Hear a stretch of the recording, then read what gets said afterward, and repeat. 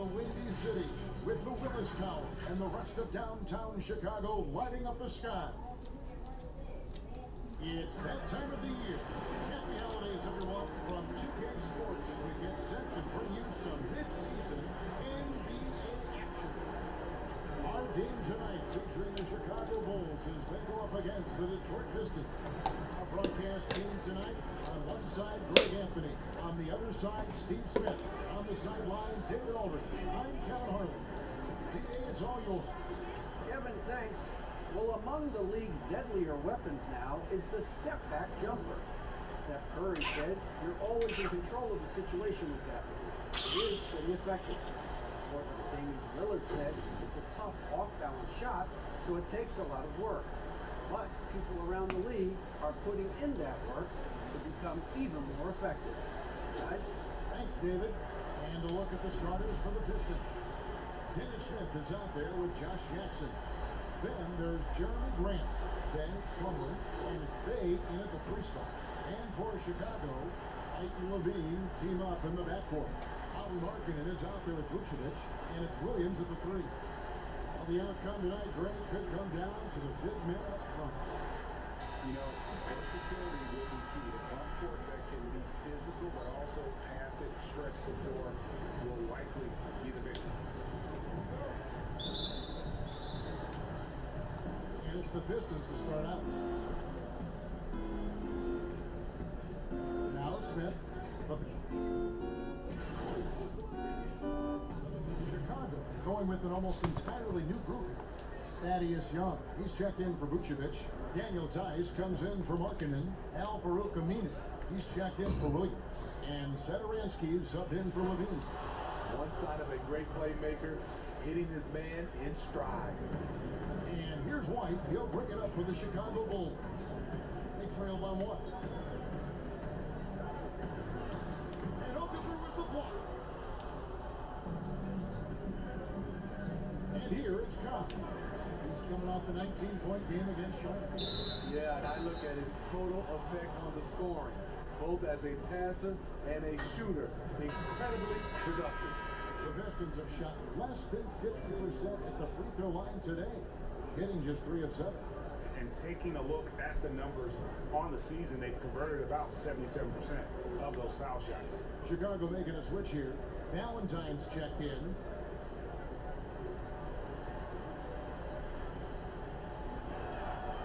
Free throw drops in for Cobb. Well, opponents never really know how to contain Hendricks Cobb. He just has so much ability on the basketball court.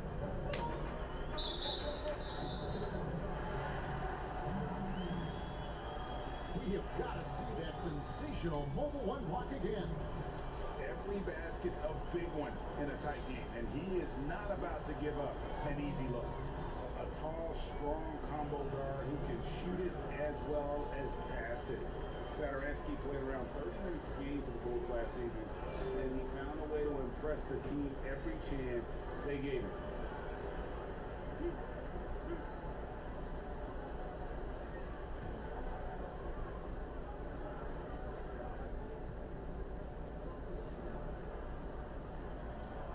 And the first one goes. Other scouting report for Satoransky is this: if he could increase his consistency, Greg, shooting the ball, his game could reach another level. Yeah, I mean, throughout his career, the percentages have been all over the place.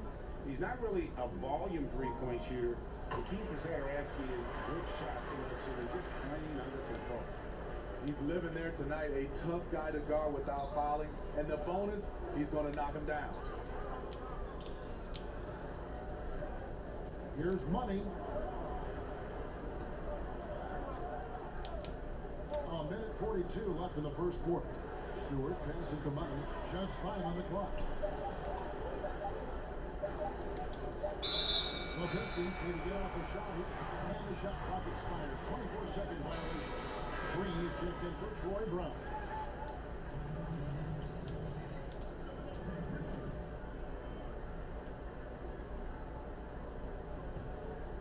Here's Satoransky. He's averaging just around 8.5 points a game. This is the Green. And foul on the shot. So Wow. at the line. Good defense. Good reach.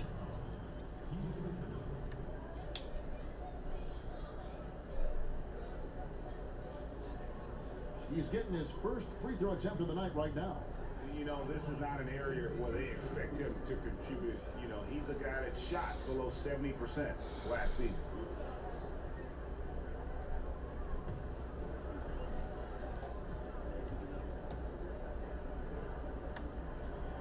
The first free throw is good.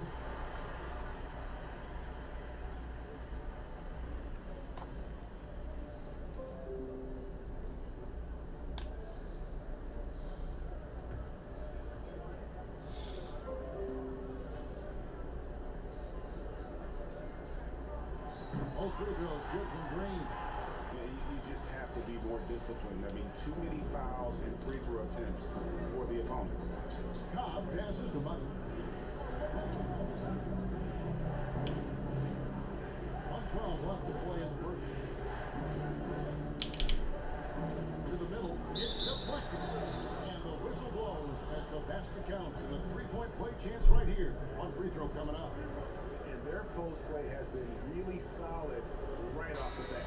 The Pistons have gone just 4 of 8 from the line tonight, hoping to move that free throw percentage up a bit. Bulls making a switch here. Williams is checked in.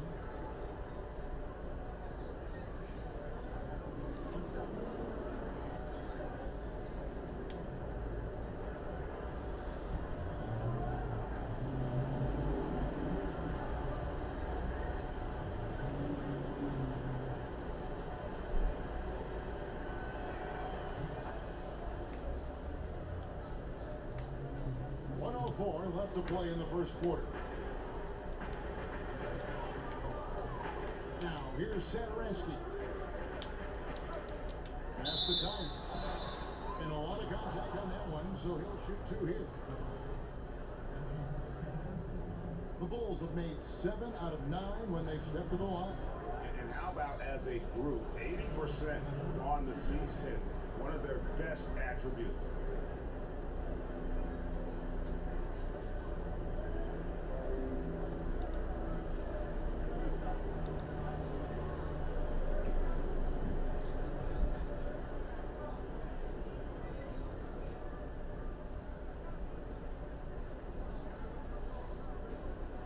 And he knocks down the first one. Detroit making a switch. Joseph's checked in.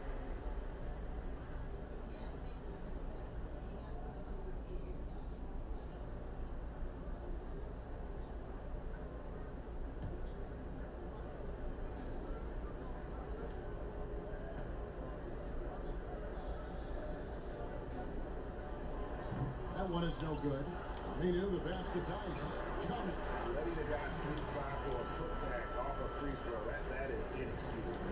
And, well, Detroit shooting looking a little out of sorts early at 37%. Here's Money. He's guarded by Williams. Money passes to Okafor. Over Young. Okafor kicks to Joseph. 5 to shoot.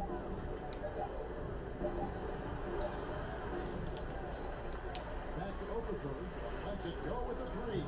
No good. Makes miss number 2. He's 1 for 3. The Bulls shooting well off their usual numbers, around 29% so far. Williams passes to Tice. Here's Satoransky. And trying for the go-ahead basket. It doesn't go in. Here's Money.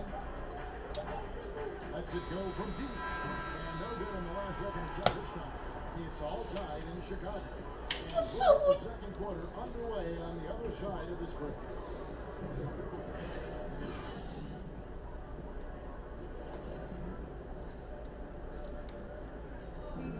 And recently we chatted with Zach LaVine about the team, and he pointed out what he sees as an advantage. You know, we should have energy. We should be out playing every team, like I said, just competitive-wise. We don't have all the miles other teams have. We should have energy, you know, young, hungry dudes that are ready to compete and show what they have in this league. And we shouldn't be tired up there. We should be the most conditioned team. We should be running people up and down. Drake trying to turn their youthful exuberance into a weapon. I like that he's focused on increasing their level of activity because it's something within their control.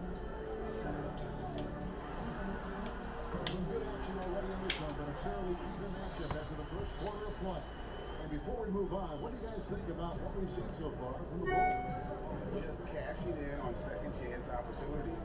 That's how they built this early lead. You can do everything else right, but if you fail to take care of the defensive glass, you're killing your chances.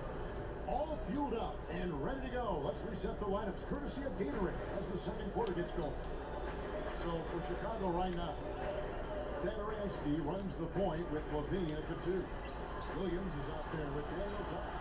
And it's Young in at the 5 patrolling the paint. Up in his playmaking skills, when LiiVe notices an open teammate, he whips the pass over. Here's Money. Satoransky covering. Money passes to Stewart. Stolen by Satoransky.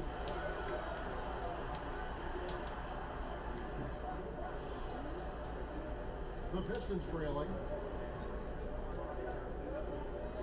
Pass to Money.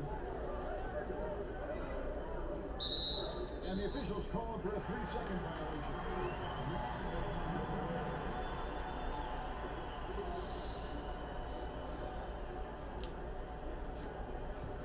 The Bulls have gone 2 of 3 from the field here to open the second quarter. LaVine looking around. Pass to Young. From deep. Hits a 3-point bomb. Young's got the lead up to 5 now for the Bulls. And playing with a lot of fire now. They had a tough start in that first quarter. Didn't shoot well, but didn't let that discourage them. And now they're showing what they can do offensively. And keeping us updated from the sideline, let's swing it over to David Aldridge. Hey, Kevin. Well, the Bulls have a new front office. Branching out from the Nuggets brain trust, the new team presidents, giving Denver success identifying and developing young talent with a win percentage that's climbed year after year. There is at least some optimism that the Bulls will be able to build a similar and sustainable winning program. Guys? Looking at the score. Thank you, David. Greg, did you know when you were playing that you'd eventually want to call games, be in the broadcast table? Kevin, no idea. I didn't have any clue. And quite honestly, didn't really think that there was a career that one could have in terms of broadcasting. You know, because cable was just kind of coming on as I was retiring. You didn't have your own network and the things that we take for granted now. So looking back on it, no, but boy, am I glad I did. I am glad you did too. You probably don't remember this. Doc Rivers and I were doing a game. You came over to say hi to the two of us. Went back down on the floor. Doc messaged me and said that we played in TV. We saw it. He's a good mind. The man knows what he's talking about. They need a bucket in a big way here to regain some confidence. Outside, Joseph. In the back of Baines. Here's Stewart. Defended by Tice. Stewart misses. Chicago with the ball. Bringing it together. They've got an 11-2 run going. LaVine. And the kick by LaVine. This is what Zach LaVine is built to do. He can get you points in bunches. Sometimes he can go all night. Time call here. The Pistons decide to talk it over. And the ball has come alive the last few seasons with Zach LaVine. He set a Bulls record for made threes in the season last year. Hey, Greg, Zach LaVine continues to work and improve his shot, which has been fantastic. He not only trusts his shot at this point, but feels it's a strength now. He's more willing to look for jumpers and big possessions now.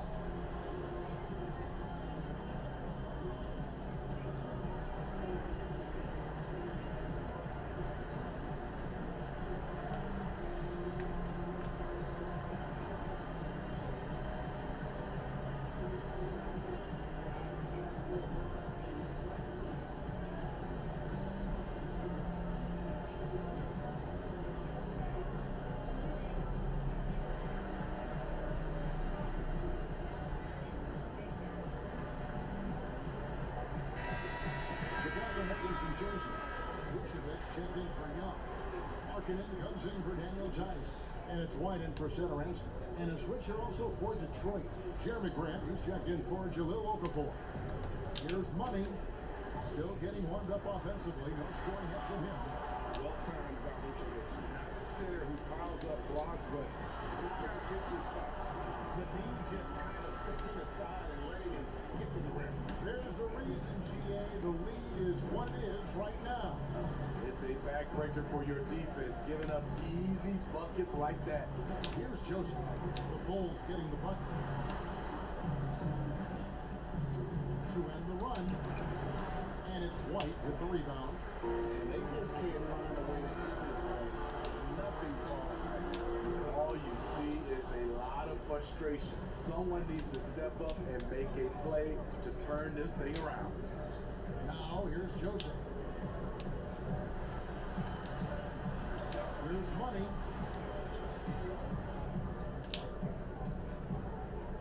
Down to 5 on the shot clock.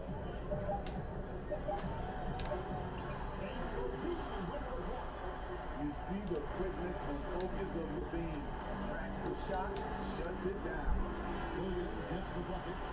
This is the shot you want to get him. An open look from range. Pistons trail by 16. Here's Money.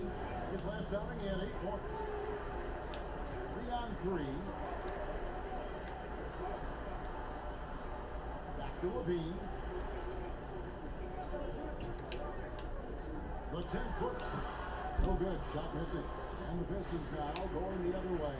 Defeated by the Hornets in their last game. They'll try to put that one behind them. Yeah, I mean, on the road, tough environment. They were right there, but just missed some key shots. And you know, so often, that's what it comes down to. Who can convert when it matters most? So in Chicago now, after the basket by Detroit, off his leg, and the refs whistling a kickball.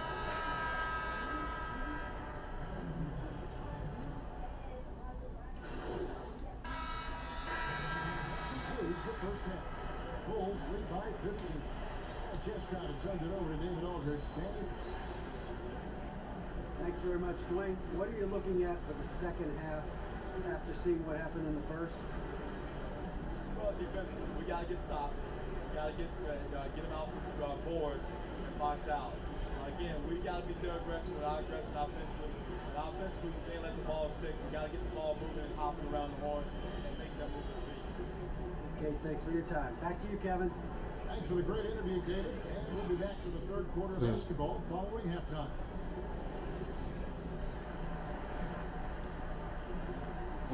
I just got some opiates.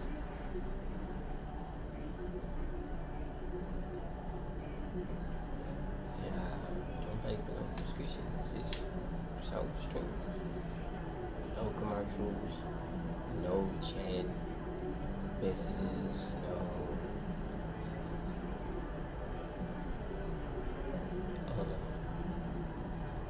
donations. I need all. Well, we've got a second half of basketball for you. We think it's going to be pretty good. A big comeback, though, is needed for this game to be competitive. A different look here for Detroit. Diallo, he's checked in for Grant. Corey Joseph comes in for Josh Jackson. And Money subbed in for Dennis Smith. And Detroit, looking at who they've got. We've got Money. Also, Corey Joseph out there, probably out there with Diallo. And it's Bay in at the power forward position. Banked in off the glass. White's got 4 points now in the quarter. I like White's decision making in the pick and roll. He has a good understanding of the defense. Here's Money. Still looking for his first bucket in this one. And he gets contact and the whistle on the shot. 2 shots coming up.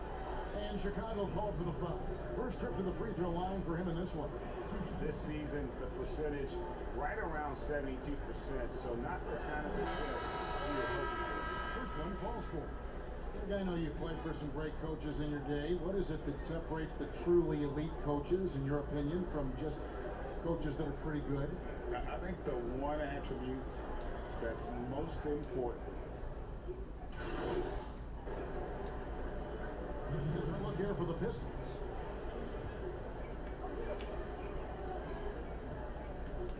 White against Smith. Outside, White. I'm not sure the defense affected that shot. That was just a long gimmick. And so it's Chicago, holding a very comfortable 25-point lead as the quarter comes to a close. Their defense has been active. And let's take this opportunity now to show you our State Farm assist of the game. And the winner today, the big fella here with the sweetest of dimes.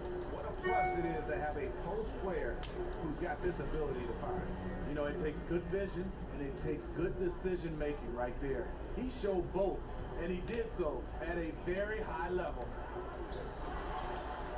And there may not be a lot of drama down the stretch as we head into the fourth quarter, but stranger things have happened. We've got Brown. Green is out there with Valentine. Then there's Daniel Tight. And it's Felicio in at the 5 spot. So that's the 5 in the game for Chicago. Okafor gets the bucket. Textbook, nice pass, great catch, even better finish. The Bulls leading by 23. Brown feeling it out a bit. Felicio, the pass to Tice. That one goes. Count it. And just adding insult to injury, he just waltzes inside and extends this lead. A uncontested shot at the rim, you have to compete at all times. Here's money, guarded by Green. 6 to shoot. Here's money. It's tipped. And they've only got a slight edge on the board, but it just feels a lot bigger. Valentine with it. And we know the NBA is looking to get rid of a one-and-done rule pretty soon. Adam Silver's right. He thinks the league can create a better system. Do you think so? I think they can create a better system for some. I think the growth of the G League, no doubt, is instrumental in that new system. Now these young rookies can get the playing time in lower tier pro games as they continue to develop. But I think still the collegiate game plays a significant role. The experience of going to college, even for a year, can be invaluable. There are pros both ways, college or the G League. Agreed? I do. I'm just glad it's not a one-size-fits-all proposition. Now you have the option. Not every kid wants to go to college and have that experience. Catching up on the changes for Chicago. Vucevic checked in for Felicio. Williams comes in for Troy Brown. Green's checked in for Denzel Valentine. And it's White in for Green. Jackson passes the money.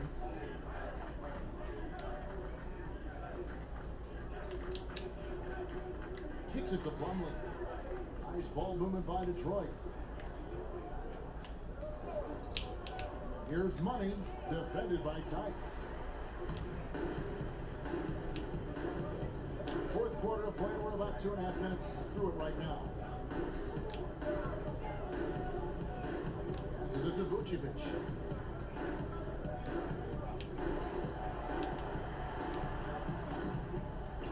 Plumlee with the rebound. Plumlee's got 4 rebounds now tonight. Trying to finish out the game strong, you have to recognize who has the hot hand and get him the ball. Here's money. Vucevic defending. And it's slammed in by Plumlee. Now flying high and throwing it down with the one hand. One of his favorite moves right there, guys. White dishes to Williams. Takes the 13-footer, and that misses badly. Air ball. Here's money, defended by Tice.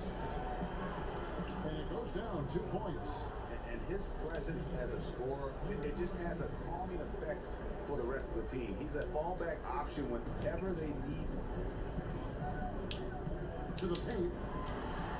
And it goes for the 5th time in 10 shots for him this game. What a turnaround for him since the half. More aggressive and more effective.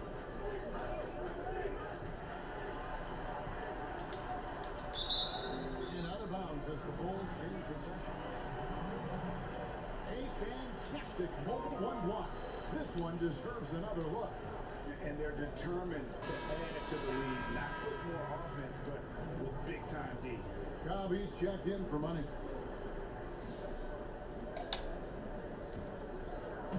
So it's Chicago now.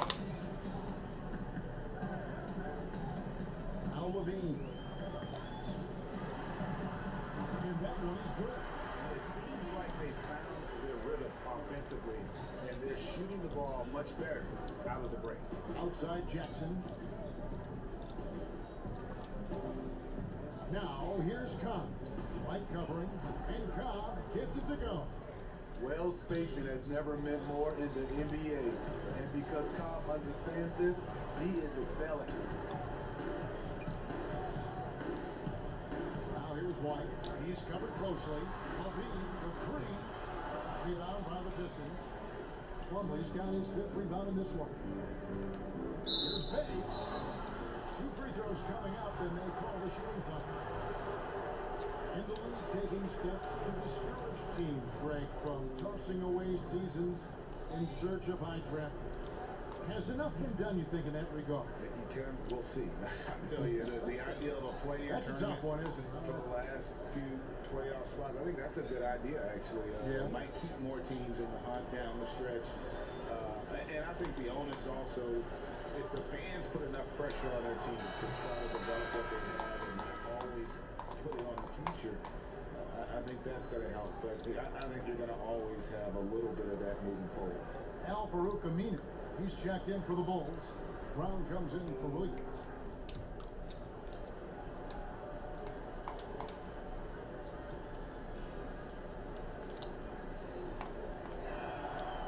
That misses, so he splits the free throw. You know, you look at the 2020 class for the Basketball Hall of Fame, some great names, headlined by Kevin Garnett, Tim Duncan, Kobe Bryant, historic players. And all the more emotional, Kevin, having Kobe enshrined after his tragic passing. But when you look at the accomplishments of this class, arguably the most decorated that the Hall of Fame has ever seen. Greg, you've gotten a bird's eye view, you've gotten a front court view, you've had a chance to be alongside these Hall of Fame players. Incredible talents, great people, and truly they've been terrific ambassadors for our game. I'd love to see them impose themselves a little more on the court. It's a great way to find confidence. Always a surefire way to get back in the game. The Pistons have gone 4 of 7 from the field since the beginning of the fourth. Yes to Bay. And Butler gets to Jackson. At the top of the key, shoots over White. And there's Cobb. That's good on the assist by Jackson. Efficient performance from him. Not the case for everyone else on his team. Vucevic the pass to LiiVe. On the arc. Rebounded by the Pistons. Grant got his 7th on here tonight. The dish to Cobb. Jackson kicks to Grant. Here's Bay. Cobb, wide open, and another three for Detroit. A much different player here in the second half. He's taken advantage of what the defense allows. LiiVe finds Vucevic. White with it. Greg, the NBA under Adam Silver has been aggressive looking for ways to enhance the product in its draft game. Where do you fall on that point? Push the envelope or go off the boat or maybe somewhere in between? I think it will be somewhere in between. These days, people's attention to pitching forward, showing good numbers, and looking for smart. That's on the wall. Evolve, but with that evolution, sometimes it's not going to come over as well as they would like. But I'm a fan of some of the experiments, I should say, that we've tried thus far, and I hope the league continues to push the envelope. That's a good thought. Now a timeout called by Detroit. The thing that really separates White is the quickness. Whether it's with the ball in his hands or running off screen, it's very difficult to stay connected to defensively.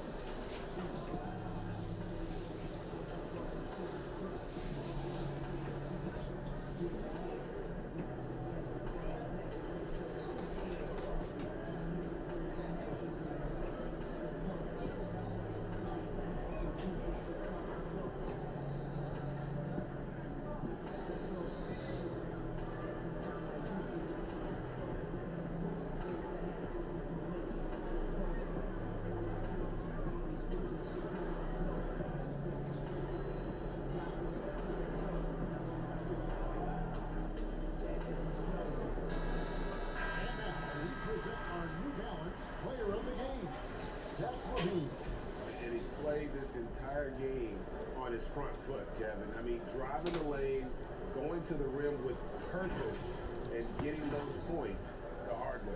And this is exactly what a star player is supposed to do. Coming off a loss, he made sure they weren't going to make it 2 in a row. And last year, Greg, we saw White get more comfortable in the offense as the season went on. You know, more scorer than a playmaker at this point. Drafted 7th overall because he has the potential to do both. If he can add strength and cut back on the turnovers, he's going to be a very good player for a long time. Williams in the post. He owls it. Williams can't get it to go. Having a shake time. An explosive, high-level athlete. You see why Zach has won multiple dunk contests. Detroit's gone 2 for 2 from three-point land to start the 4th quarter. And Cobb launches it from deep. Another 3 for Detroit. And really, the scoring this quarter has been just off the charts, doing all he can to bring them back. White with it. Now, guarded by Plumlee. Tenacious inside play from Kobe. Gets the shot off and a trip to the line.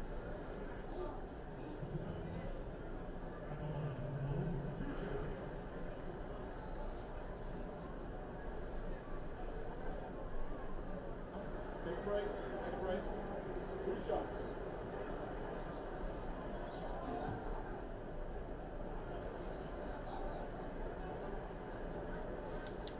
And the first one at the line is good.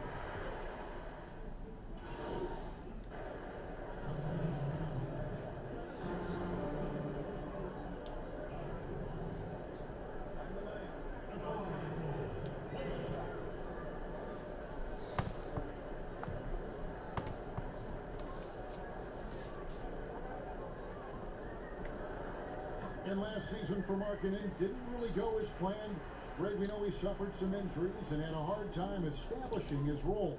Yeah, both the scoring and rebounding were down. And this happens sometimes with a new coach and a new system. But one thing's for sure, the talent is there. Markkanen is still very young and has a tremendous upside. So Chicago going with an almost entirely new group. Felicios checked in for Vucevic. Brown comes in for Markkanen. Valentine's checked in for Thaddeus Young. And it's Green in for White. And the Pistons making a change here as well. Plumlee's checked in. Now here's Valentine. Guarded close. And the shot goes in. Man, I'll tell you, when you get your floater game going, it's a tremendous weapon. And one team is just completely outclassing the other tonight. Spirited performance, and it really ignited what is turning out to be a monster win here for the Bulls. You don't see this kind of a blowout often, but tonight this is a quality win across the board to deliver out this kind of punishment. They definitely never changed the approach. They just kept after it and showed they were clearly the better team in just about every single category. And so with this win, they'll move to 6 victories on the season. And once the horn sounds, they're going to go up 2-0 in the season series. And a lot of players tonight helped contribute to this performance, but in particular, a real good game it was for Zach LiiVe. High-level shot making, what we got a chance to witness. He responded to good defense with better offense time and time again. And he makes the first.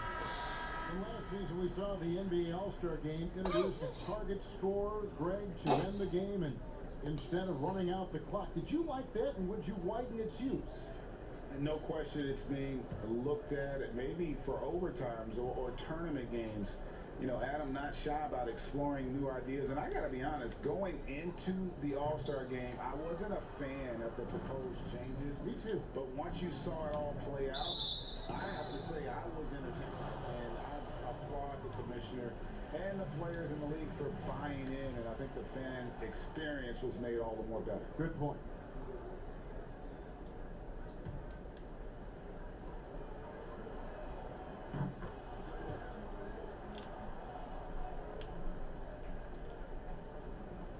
.56 seconds left in the 4th. Valentine dishes to Green.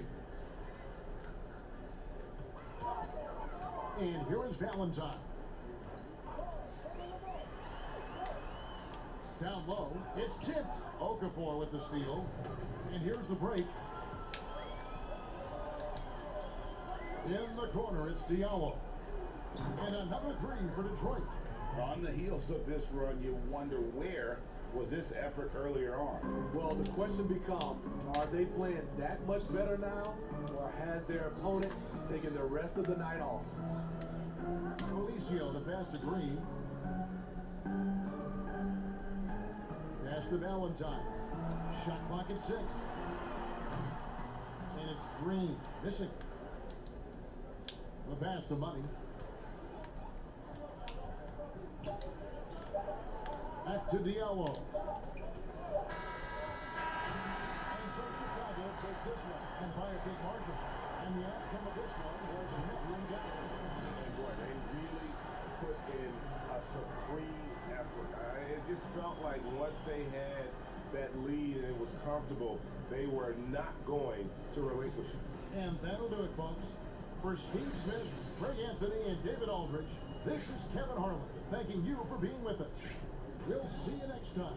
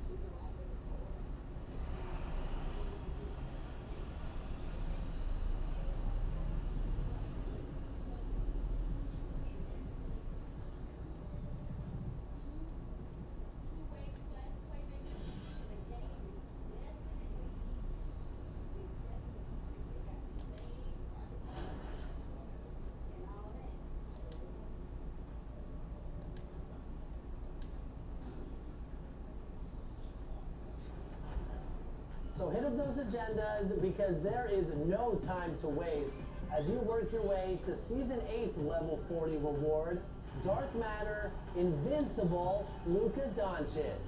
The Slovenian superstar can do it all.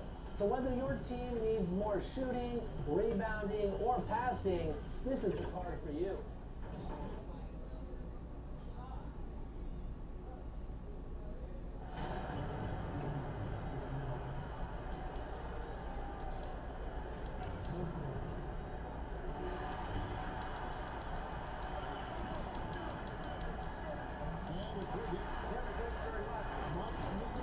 David, thank you. A look at the opening lineup for the Houston Rockets. We've got Kelly Bennett.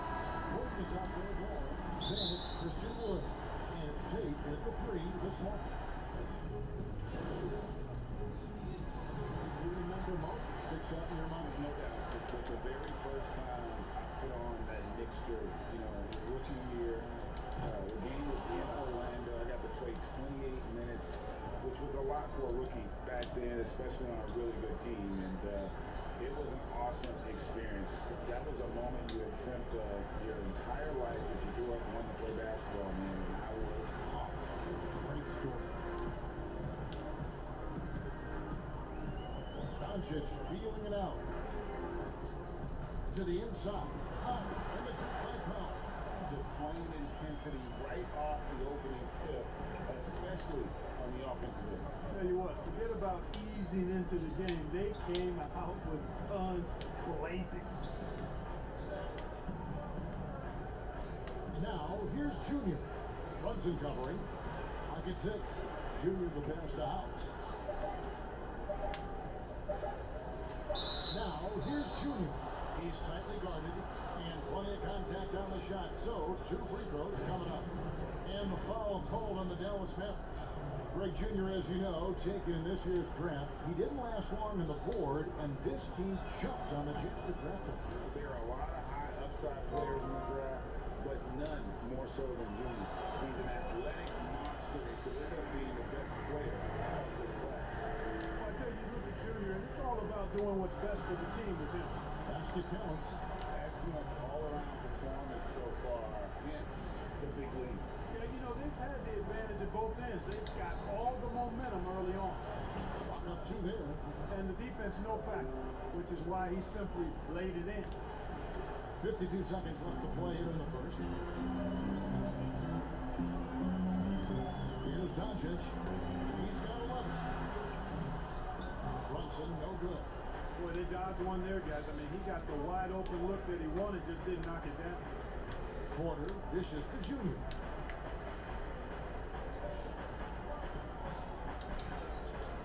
The kick out to Porter. Shot from 12. Here's Junior. Laid in with a nice touch off the glass. Junior's got 5 points so far. Boy, Junior packs a lot of production into his minutes on the floor because he gives great effort on the glass. Porter against Doncic. On the line. Ball stop. Can't hit the football. It's the call about Luka Doncic for the Dallas Mavericks. And it was from 3-point range where he did the most damage. He knocked down 3 in that quarter. We've got more in store for you right after this.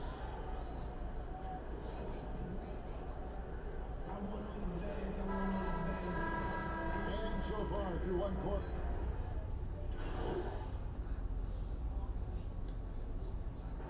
Look for Dallas. Maxi Kleba, he's checked in for Willie Cauley-Stein, and it's Richardson in for Trey Burke. The Rockets also changing it up. Kelly Olynyk checked in for Daniel House.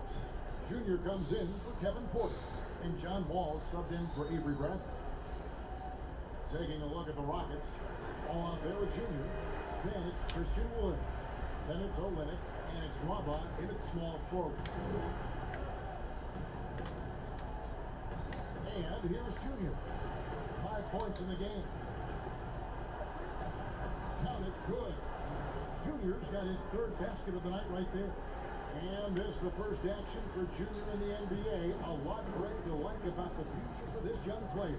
All the hard work and grind that Junior's put in his whole life, it's all led to this moment. Without a doubt, this is something he'll never forget. Now back to Mwaba. Pass the Wall. Some nice passing there by Houston. Mwaba kicks the Wall. Now here's Junior. Richardson cover. And that one's good, Junior. And they're beginning to just flat out fall apart defensively right now, especially on the interior. Yeah, and that's 4 straight field goals now they've allowed from point-blank range. Again, the miss by the Mavericks. In the first quarter, he was killing them from outside. But he can't get it going here. The kick out to Wall. Wood pass to Wall. He dishes it to Junior. And that comes off the assist by John Wall. Wall's got 3 assists now in this one. It's 9 seconds separating the shot clock in game. LiiVe finds Brunson. And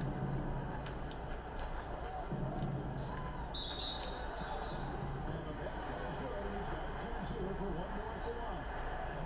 Solid screens being set by Powell. Nobody wants to run and risk it when he sets his feet and is established. The Mavericks have shot just 1 free throw early. 1 for 1 in the game.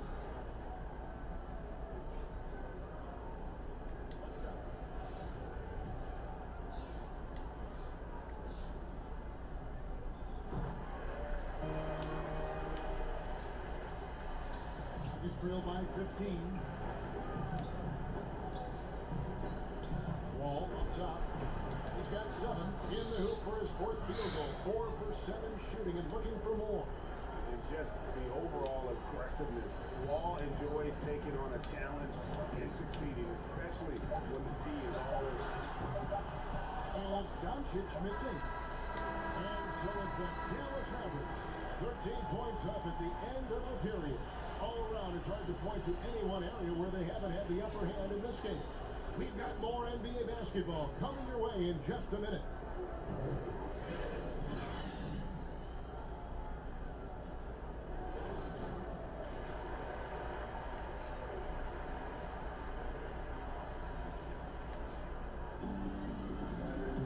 And there wasn't too much drama in the first half, but maybe things will tighten up here in the second. You know, Luka Doncic. Look for Dallas. Willie Cauley-Stein, he's checked in for Porzingis. Mike Powell comes in for Maxi Kleber. And it's Jalen Brunson in for Tim Hardaway Jr.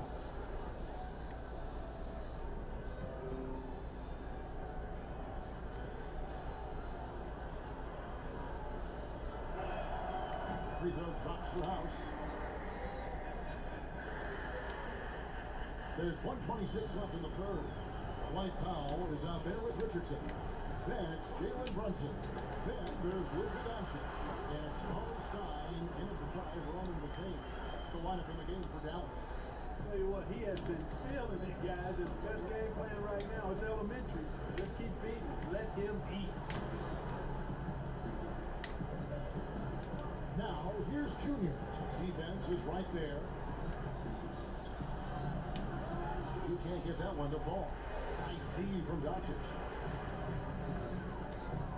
Here's Brunson. Moves back up. And no problem from Powell. He finishes at the rim. Powell's got his second basket of the night. Wall dishes to Junior. Inside. Pass to Wall. Down low.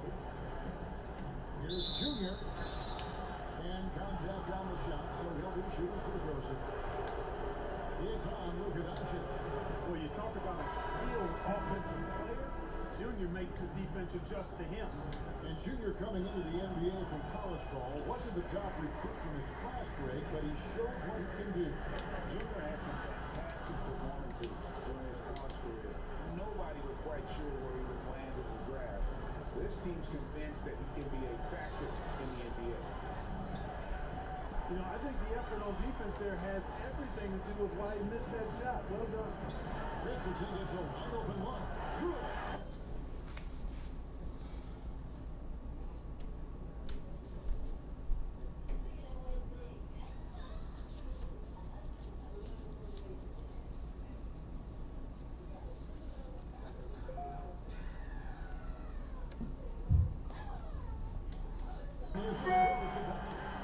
Richardson's got 12 in the game. Yeah, the shot from Richardson looks smooth and effortless. This team did a nice job setting him up there. So it's Dallas. Finishing the quarter up by a whopping 24 points. The three-point shooting has come fast. And a chance right now to show you our State Farm assist of the game. It's just true artistry right there. I mean, great decision on where to go with the ball and how about the perfect delivery. And they'd love to see every possession end this way. True team basketball. And there have been two very different performances from these teams today as we get going in quarter number 4. And so in the game for the Rockets, Junior's out there with Wall. Then it's Kelly Olynyk. Then it's Christian Wood. And it's Rabah in at the 3. And stolen by Richardson. Now the pass to Brunson. Finished off the break. Brunson's got the first points up on the board here in the 4th for the man. And a chance to catch up on some numbers here. The hustle stats for Dallas. Defensively, they played with a lot of energy, and the steals we've seen are a result of that aggressiveness. They've repeatedly gotten out on the break tonight as well and scored a lot of baskets in transition. Greg, as a point guard, you must have had so much fun being surrounded by so much terrific talent at UNLV. You know, Larry Johnson, Stacey Augmon, I mean, I could go on and on. And you're right, I was blessed to play alongside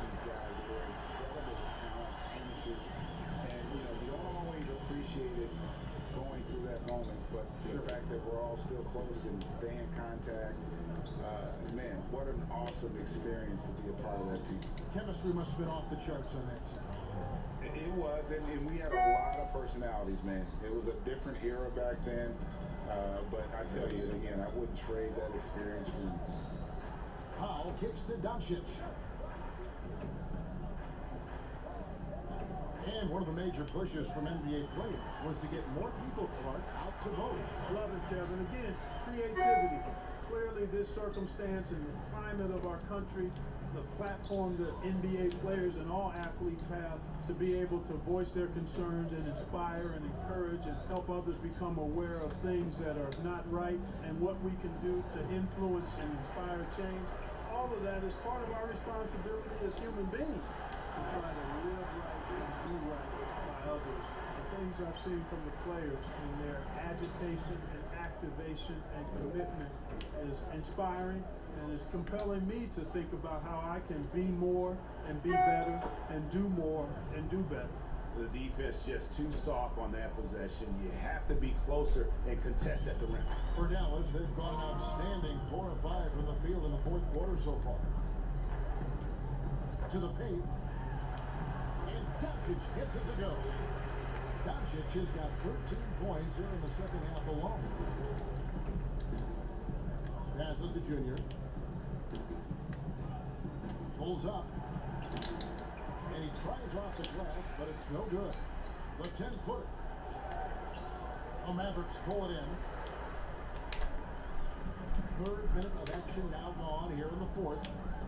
Pass to Powell. And the foul called on Junior. That is his first foul of the game.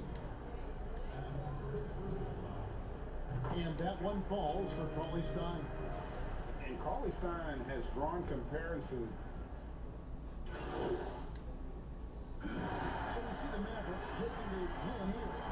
This game may not have been the most exciting we've ever seen, but we have to appreciate just what a critical performance they put on. I know their fans appreciated it, and we saw at times stretches of excellent defense. Potency from an offensive standpoint as well. They were pretty much dominant. Well, folks, that's going to do it for now. For Greg Anthony, Clark Kellogg, and David Alder, this is Kevin Harlan saying thanks for watching. See you next time.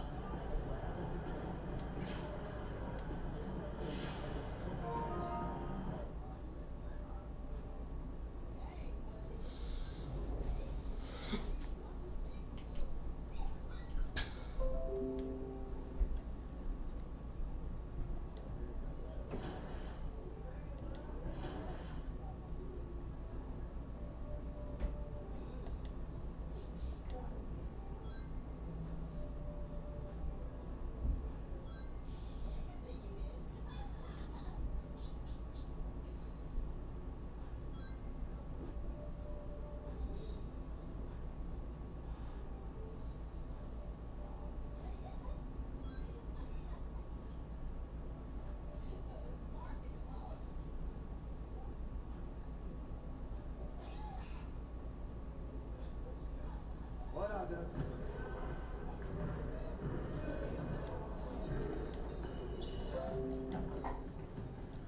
Hey, what you working on?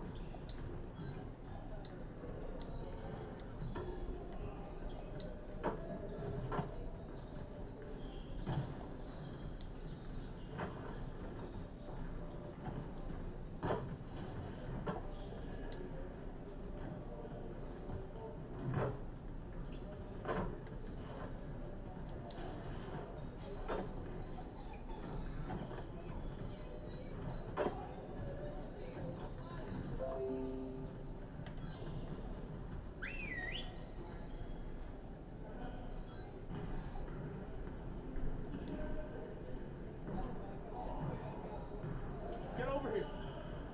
Look, let's put that game behind us right now. It's just one, we'll be another one just ahead. Let's just stay focused and prepare for it. We have got to do a better job at getting the ball out in transition. We're leaving easy points on the table. All right, let's get set up and start practice.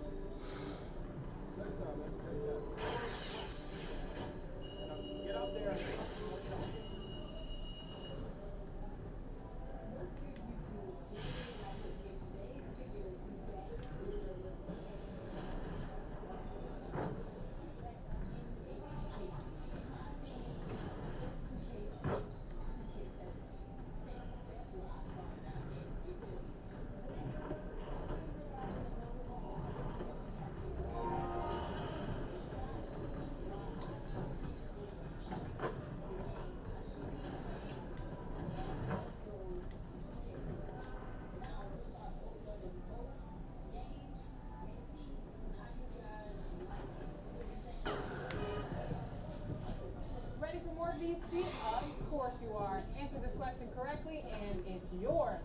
Lakers Kyle Kuzma has been making an impact in the playoffs. No doubt fans from his hometown are watching. In which city would they be watching from? Is Kuzma from Detroit, Michigan, Flint, Michigan, Minneapolis, Minnesota, or Coming up next, the Rockets taking on the Bucks. For the Houston Rockets, a loss in their opening game. So tonight, they're laser focused on securing their first win. Broadcasting live, 2K Sports presents the NBA. It's Monday night. Hey, Dave. Hey, Kevin, thanks very much. And David, he is just getting started. Great stuff. Thanks as always. Here are the starters for Milwaukee. Middleton and Giannis are the forwards handle. Dante DiVincenzo is out there with Holiday. And it's Lopez. And it's for the Rockets. Olenek is out there with Christian Wood. And it's Wall. Changes here for the Bucks. Avi Portis is checked in for Lopez. Pat Connaughton comes in for Chris Middleton. And it's Teague in for Drew Holiday. Pretty early to be over the limit. That foul situation is something we want to keep an eye on. This is his first free throw of the game.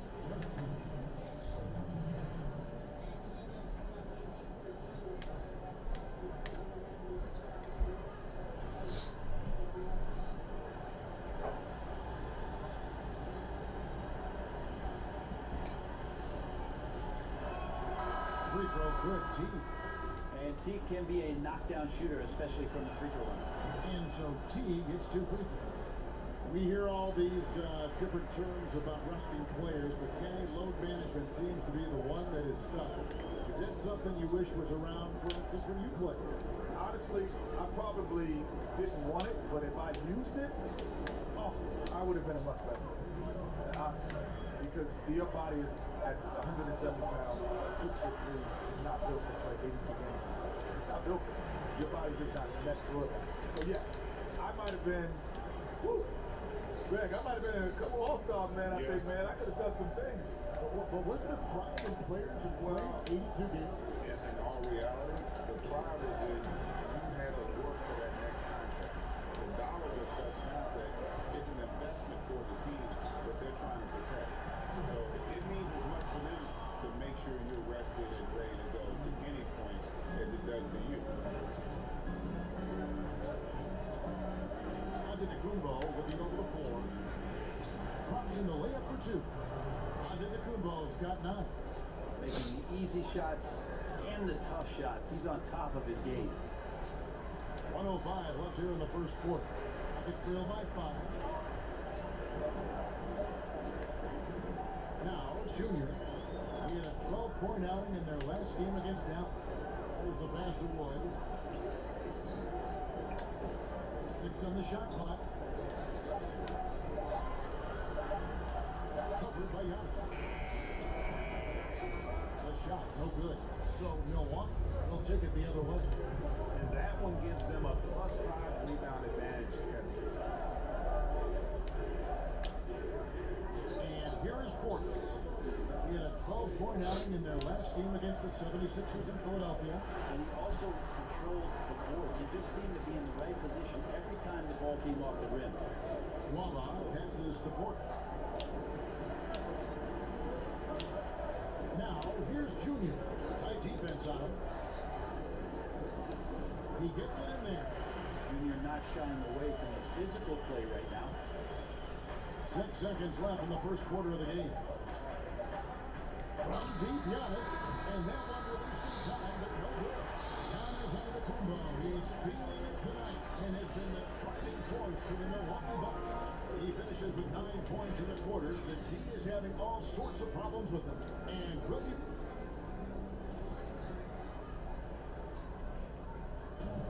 This is what Giannis Antetokounmpo recently told us when he was asked about. When you press on it, I just want to get better. I want the team to get better. And for Giannis, Greg, the only 5 on the floor. He made the only free throw attempt he had earlier in the game. And And you know, you'll take what he can give you from the free throw line. Looking at his numbers, just really not one of his strengths. Shooting in the low 60s last season.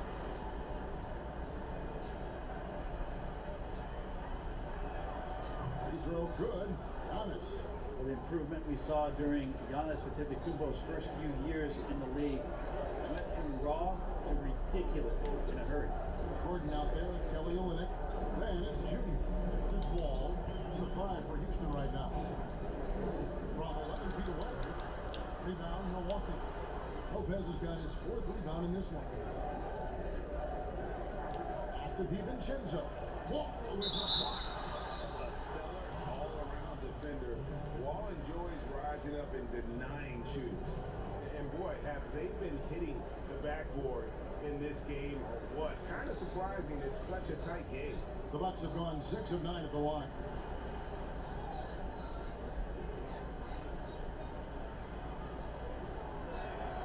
That free throw good from Drew Holiday. I don't know if Drew Holiday's an underrated player, but he certainly is underappreciated with the way he can go at you as a two-way guy. He can score, and he can also guard positions 1 through 4. Now, here's Junior. Defended by DiVincenzo. Shot clock at 6. And what about our special guest? Kenny, thanks for taking the time to join us, dropping by. Always a pleasure. You add so much to the Bronx. Man, thanks for having me. This is just great. Thank you. And Brent, you and Kenny both enjoyed success in the NBA. Always great to have his perspective with us here at the broadcast table. That's nice of you, Kevin. And certainly Kenny has done some remarkable things post-career. And I love the fact with Kenny's presence, he's just got great perspective on the entirety of the game. And seeing Junior out there again, I was impressed with his time on the floor in his debut. Showed that he could pick his spots and contribute to this team. Junior did not miss a beat when he came into the game, did he, Greg? Exactly the debut this team was hoping to see from him. Both good from the line that side.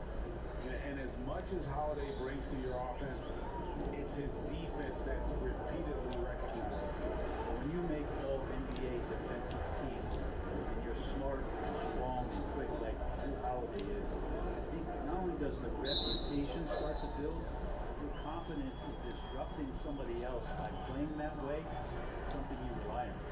And not backing down from the physical defense. Junior embraces taking on these challenges. Bobby Portis has checked in for Lopez. And both free throws good for Junior. Yeah, this is Brandon. Okay. Okay. It's good. What you doing? Sitting up here playing 2K. What's 2K? Basketball video game. Oh, you at home? Mm-hmm. I'm at home. Yeah, you been doing all right? Uh-huh. I've been alright.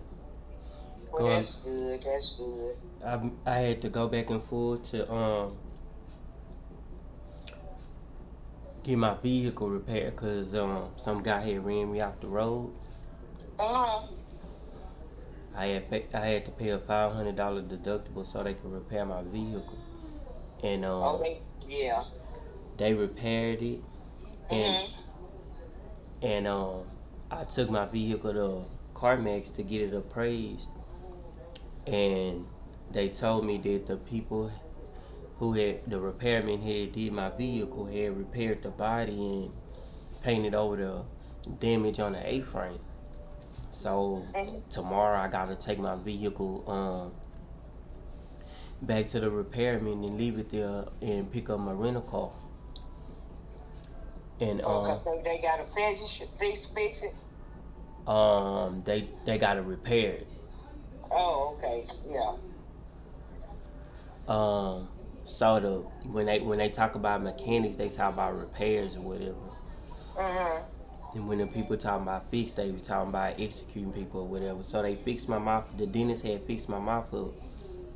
You got some teeth in your mouth? So they wanted for it. Now I got some teeth left over. They fixed me up. They killed and murdered me and all. because I've been having the wrong identity with Social Security and the VA and by the statistics.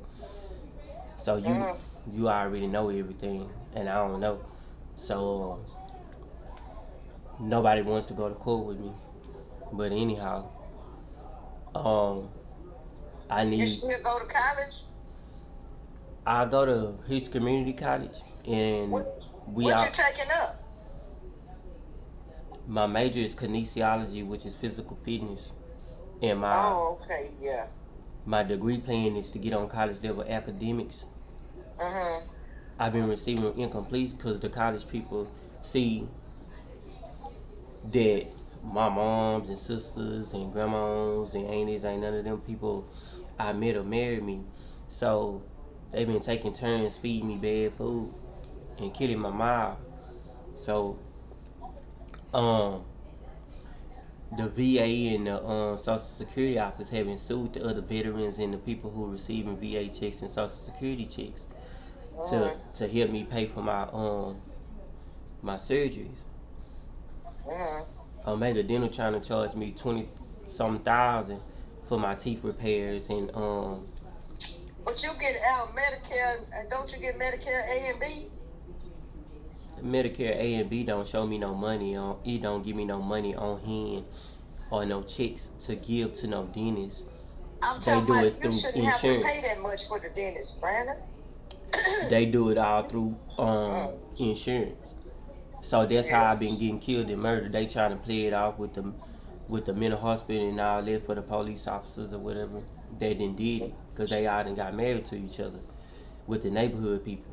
So though I had passed away that many times and the emergency room brought me back alive, I found out that's what they've been doing. They've been killing me with the pet shop and poison, and it been killing my mouth and all. They've been killing me with their venereal diseases and all while they having sex with whatever women of the family I don't know about, thinking they more richer than me. You took the vaccine? I had went and got the Moderna at the VA regional office. I had got two. You I took had the got vaccine? two. Which one you took? The fiber? The Nah, Fivine or whatever it is? nah. Fiber here people gain weight. They had give me a Moderna. Which one you took? They had give me the Moderna. They had give me two immunizations of the Moderna. Oh, I had the Pfizer, me and Dara, Ann and Mama, and Leisha had something, I forgot. She got, I think Tuesday she go take the second one.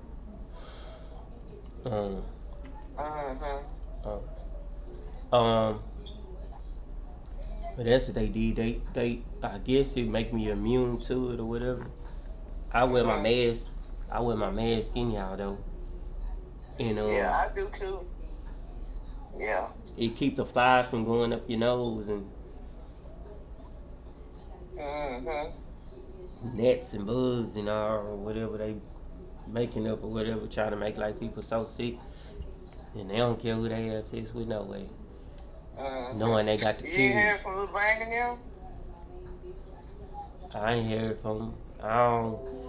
They don't call I ain't me. heard from them either. I ain't called. I've been busy going to therapy and stuff.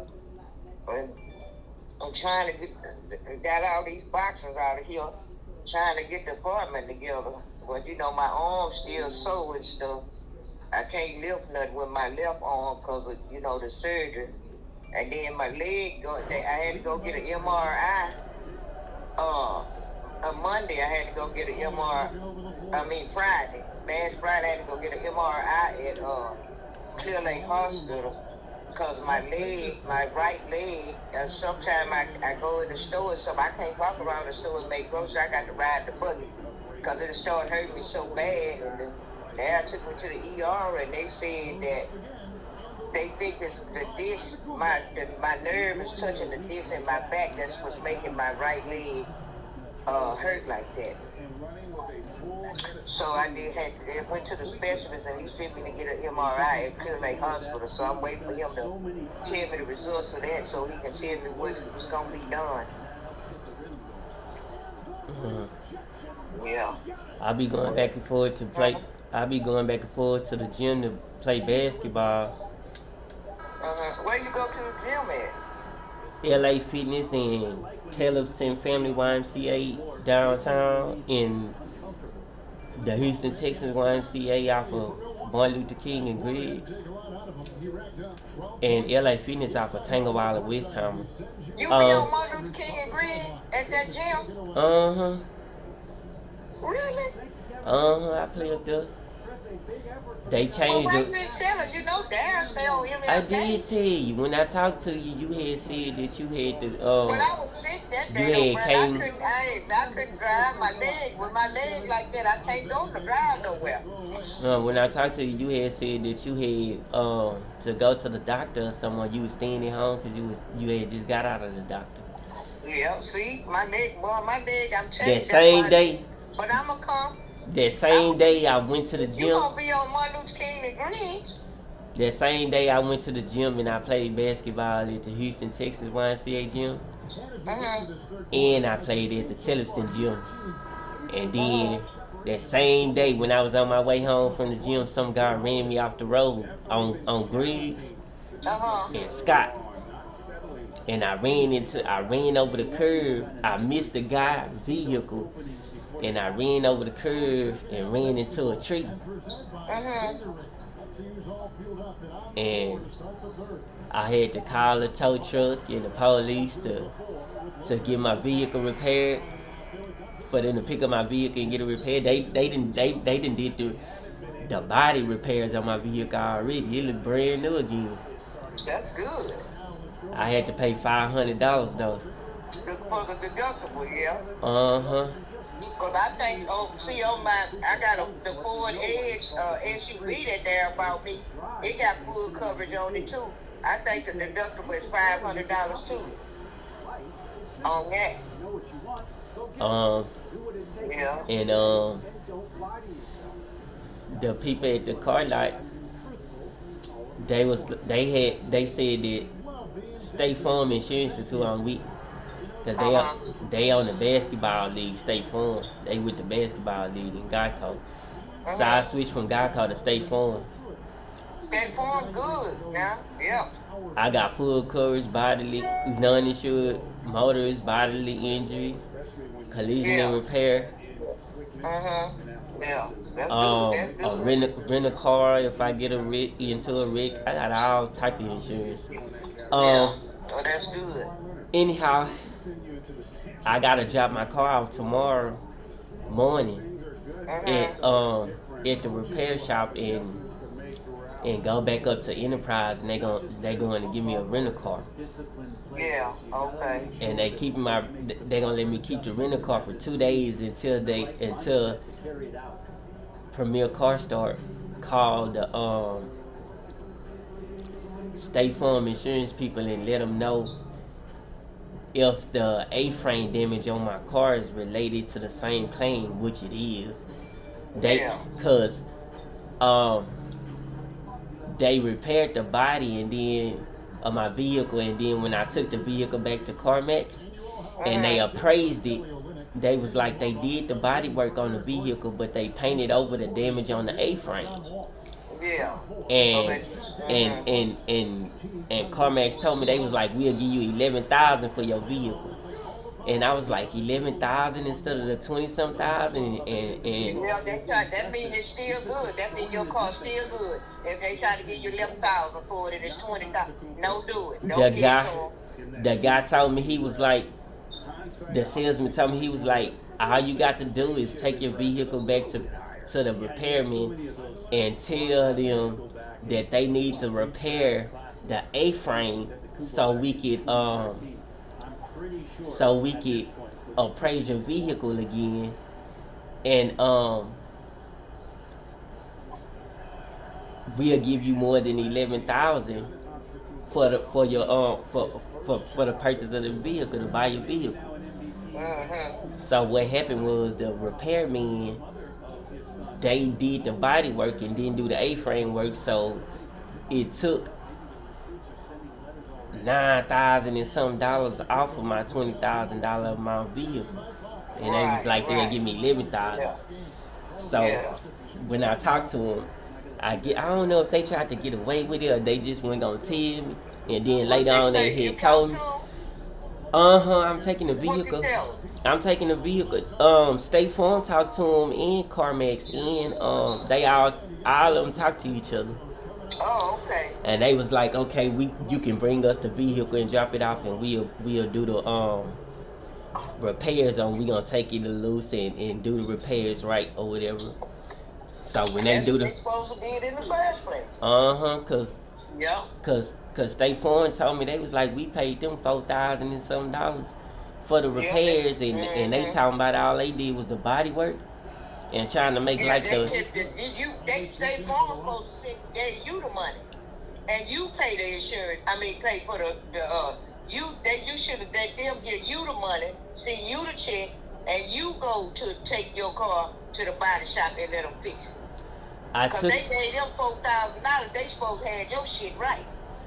I took my vehicle there, and State Farm had talked to them and paid them and everything. Like they went through the insurance instead of putting the money in my hand. Well, you should have let them put it in your hand because that's how they getting over. That's why they thought you weren't gonna know. But good thing you did take it to CarMax then. That's what I did. Once after they did the repairs, they said they did the repairs right and perfect. I took the vehicle back to CarMax so they could appraise it and check everything. And they wound up telling me the A-frame had damage on it, so they couldn't give me the whole $20,000. They had to give me $11,000. Yeah, that means they didn't do what they supposed to do. They didn't do right. They keeping all that. They was keeping all that money. Because if they just painted over it and just did, the other light repairs, that ain't they put the repairs. That didn't cost no $4,000. That's what they did, because it was all damaged on the right at the front of the bumper, and the bumper was broke all up on the right side, and the wheel was all smashed in. Yeah. So they didn't tell me that. CarMax told me the truth though. So they said they was like, the guy was like, drop the vehicle off and we gonna take it to loose and do everything right, and cause it's on the same plane. So CarMax told me when they finish with it, bring the vehicle back up there so they could appraise it again, and they gonna tell me how much they'll give me, cause they say if I take it to them and they let them do the repairs like they supposed to again, and this time they doing the A-frame too instead of leaving it out, then they gonna give me more than $11,000, and I get to choose another vehicle instead of that same vehicle had got wrecked. Cause they was like in the shape it is. They was like in the shape the vehicle is. They can't put it on their lot to sell it for them person to drive it. You can't sell no. They was like, we can't sell no vehicle with no A-frame damage on it. Right, cause ain't nobody gonna want to buy it. Now they was like, you can sell it to some other company, and we'll let you know who you can sell your vehicle to get the money, but we can't sell it because we are CarMax. So it was like all our vehicles are brand new. They trying to say that the A-frame damage was on the car and it wasn't related to the wreck, and it wasn't already like that to the car. The damage was due to the wreck. It wasn't. We don't sell no damaged vehicles. We're CarMax. All our vehicles work. Well, I'm glad you didn't get hurt. Me too. Did the person stop and hit you? I had my seatbelt on. Nah, the person was in the left lane of me, and I was in the right lane. And the person had did like a corner to corner get over. Like, you know how if somebody try to get over to the right without looking in their mirror? Yeah. And the person went at an angle. Yeah, that's what the youngsters be doing that. They call it swinging and banging. It probably was a youngster that did. The person had got over.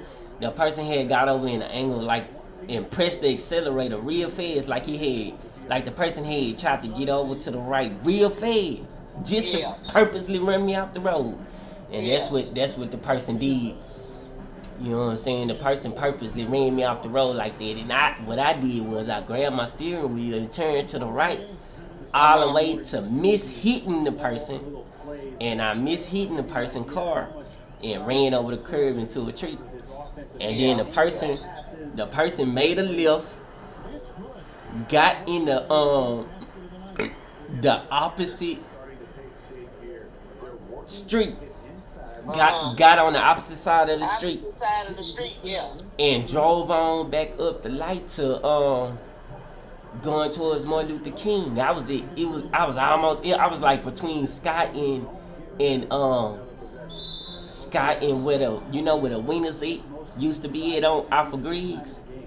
Oh yeah. In Cullen. It was right there between that section and Scott and where that Wieners is. From Scott to where the Wieners is, that little intersection right there. I was like between them.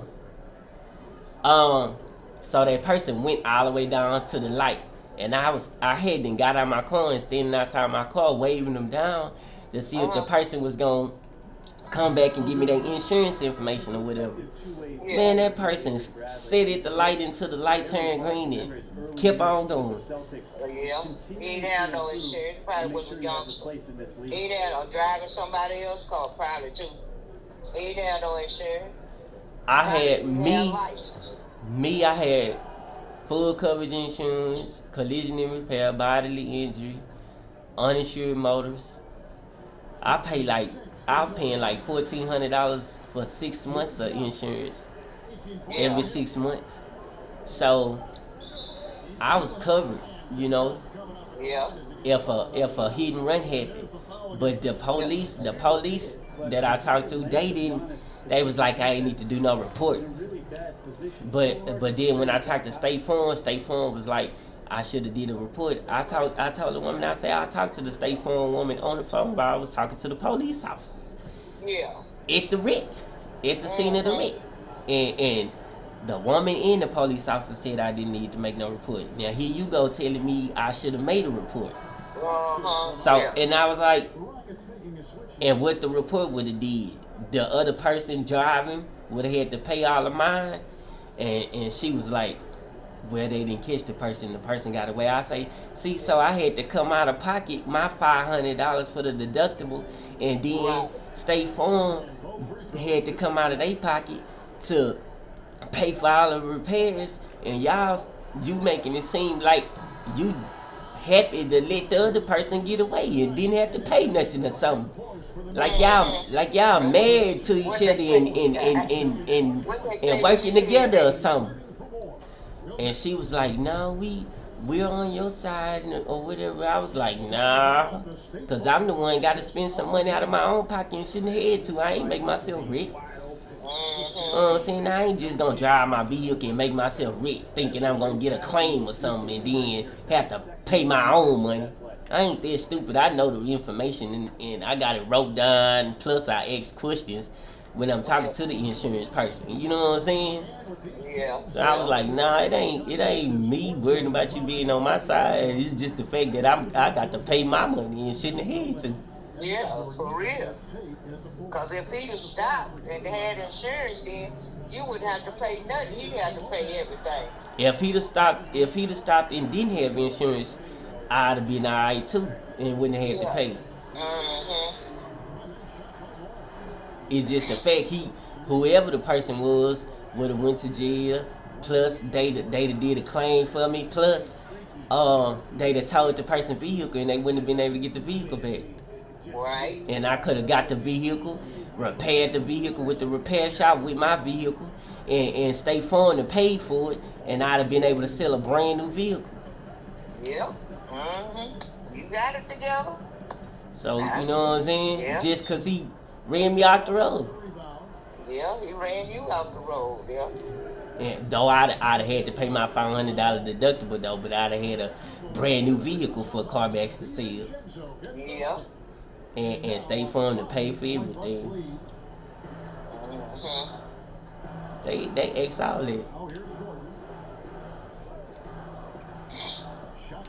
So anyhow, I had hurt my ankle the other day playing basketball at LA Fitness though. Some guy, when I went up to block his ball, and we both came down from playing basketball from out of the air, he stepped on my ankle, and my ankle had twisted. I thought my ankle had broke though, cause it did a loud cracking noise.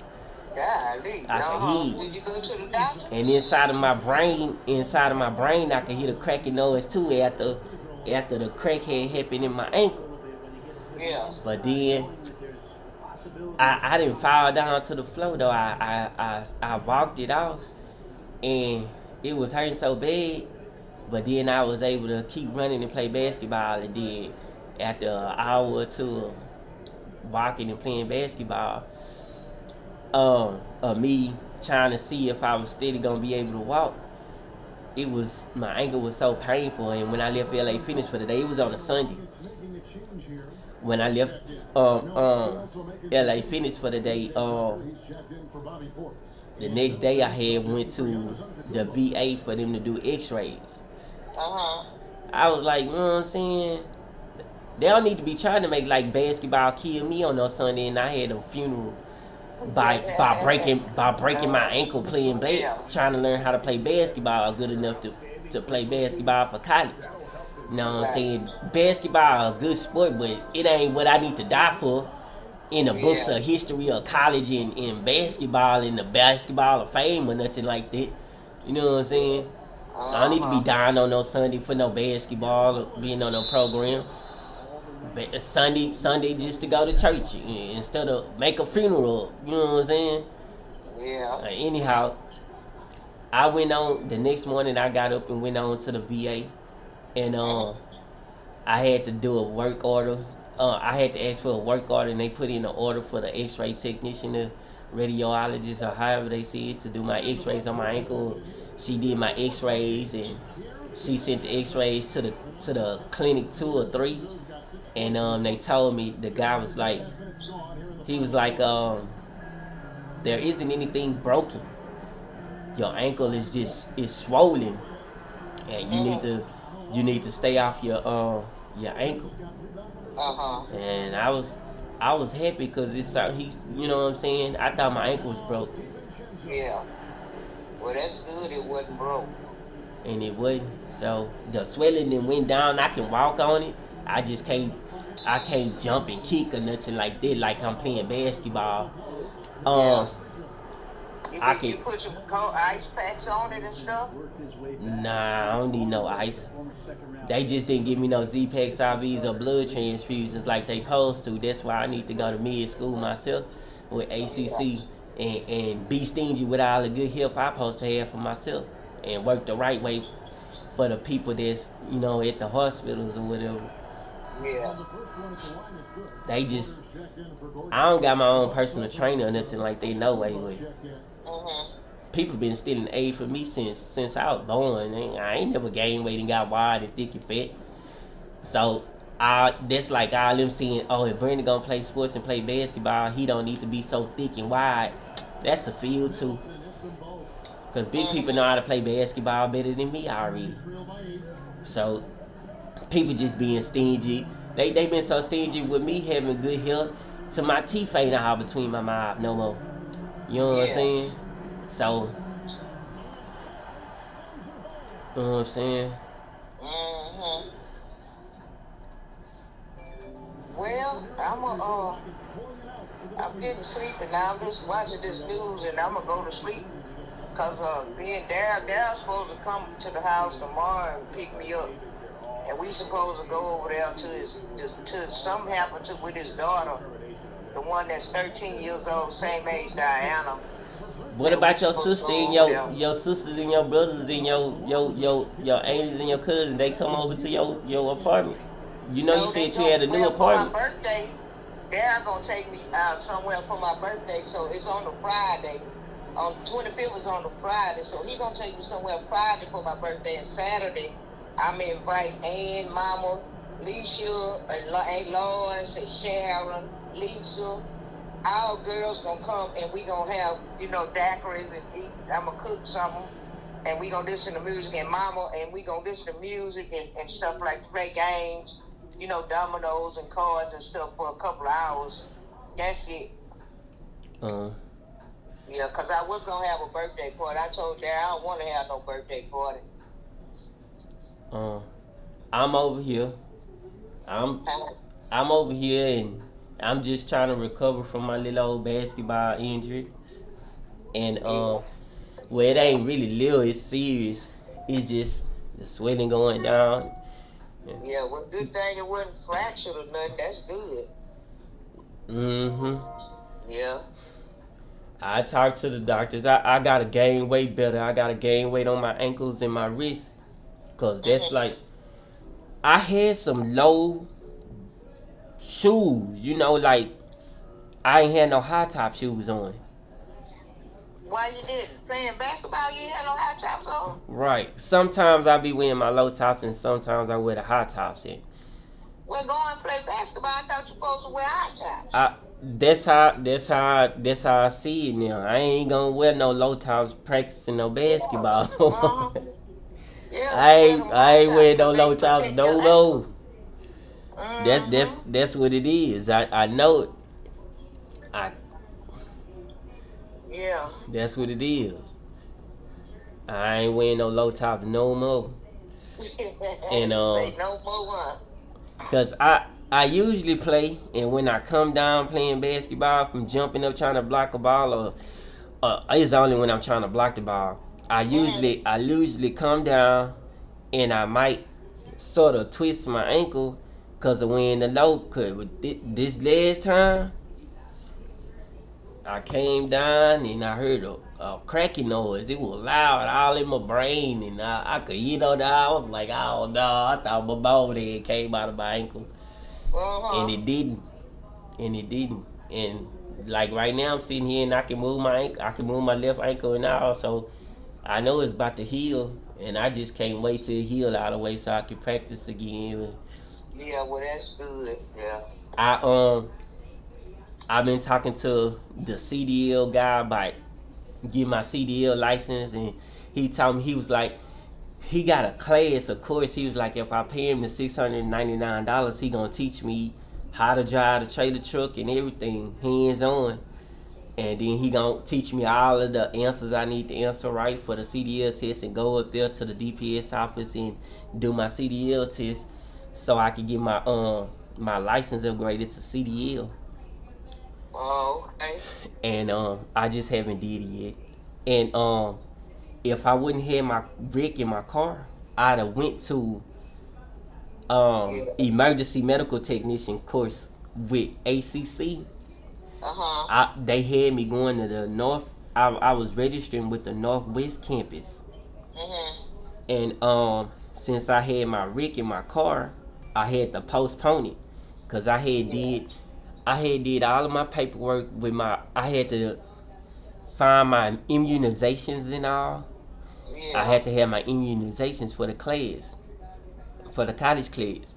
And I did all of it, and I got my record, my shot card and my shot record, and immunizations all. And I was about to start my CASA branch. And CASA branch is like background check and some more information I got to pay for. It's like $20 or $30 before I start the class. And fingerprinting and all. And I couldn't do it because I got ran off the road, had the wreck, and I didn't want to be going back and forth to my just registered college class for the semester in a rental car. Yeah. So I had to postpone it. And I was about to do the med class. Yeah. So I can learn how to administer IVs and, you know. Yeah, that'd be good. I went up there to ACC Joy Fair though, since I had to work and I got my vehicle back in. They had give me a packet with construction. They had give me a whole lot of free items. Yeah. They had give me some free pencils and pads and earbuds. They had They gave ACC. you a lot of stuff. ACC be giving me a whole lot of information about courses and careers, and all I gotta do is call them on Zoom, Yeah. on my online Zoom, and Uh-huh. and register for the class with my financial aid and get paid for doing the class, That's good. and make sure I pass the class. So you know what I'm saying? It's good money. Cause it's like the best money, cause it's college and the college paying me. It's financial aid, it's free, and I get some money just for doing the class, and then I get some more money if I pass the class. So, and then I get my credits. And like I'm saying, I'm trying to get a 2.0 or better in 15 credit semester hours, so I could transfer from ACC to University of Houston, so I could further my studies, which is kinesiology, physical fitness, further my degree plan, which is to be on college level academics. Hello?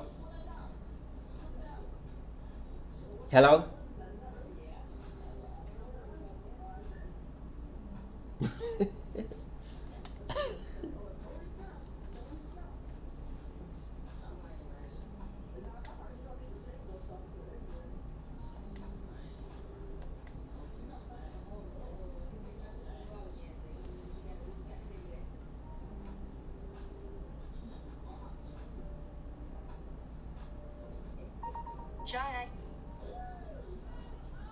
Here. Brandon, what happened? The phone hung up? Your phone had timed out or something. My phone is right here in my hand. I'm playing my game while I'm talking to you. Mine didn't time And right. you was talking and I didn't hear nothing no more. I was calling your name. I thought you had timed out the receiver because I talk too much. I didn't hang up. No. I had went to McGregor Park and practiced basketball by myself too. You did? Well, you got to be careful now because you know these people going crazy now. They want to be fighting and shooting people. The police be up there. The police in the park ranger doing that community services and all. Yeah, just be careful because these people, I mean, they is acting a fool. That's They why got I to just realize go to the doctor. McGregor Park is college. Just come on back home because I don't be wanting to be in nothing. McGregor Park is part of University of Houston College campus. They gotta realize that. Well, yeah.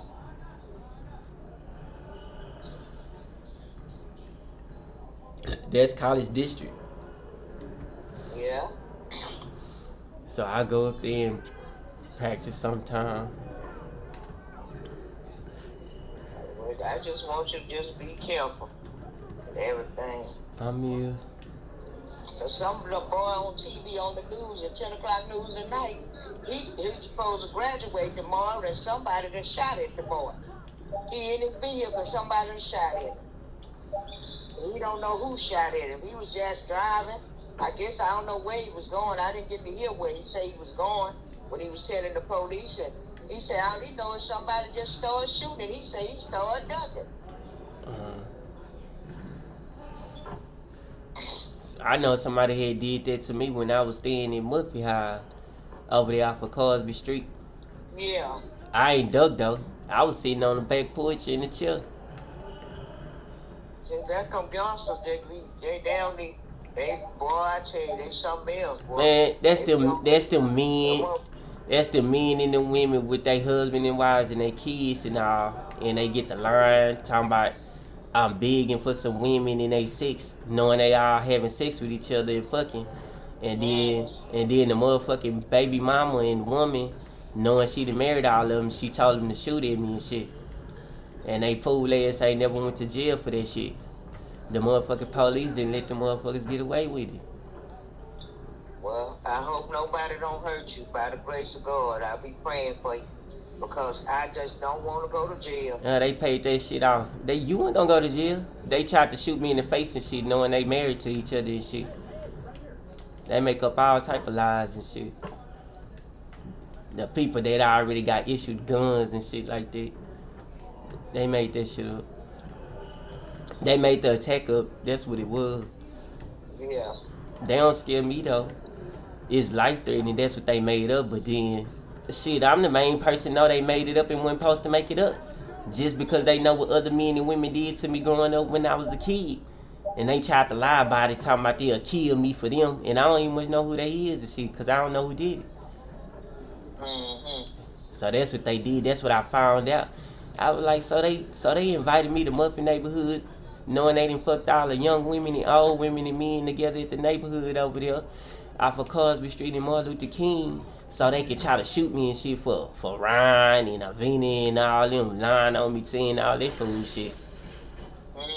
And I ain't had shit to do with them person death. No, you did. And then tried to play it off and shit like they gave me AIDS in the mouth and shit, got my teeth falling out and shit. And when I go to the doctors in the behavioral hospital peoples, and they told me, they was like, you don't got no AIDS or nothing like that. I'm saying to myself, now I gotta go to the plastic surgery and all and have my teeth repaired. That's what it was. The motherfucking people, I already done had guns all these years instead of me, and they tried to play it out like that's how they scare people and shit. Yeah.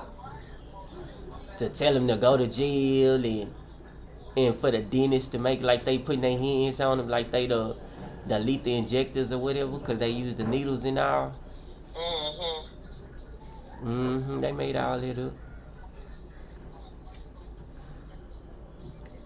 Them other veterans, I need all they chicks too, cause I heard that. You say you need all they chicks, huh?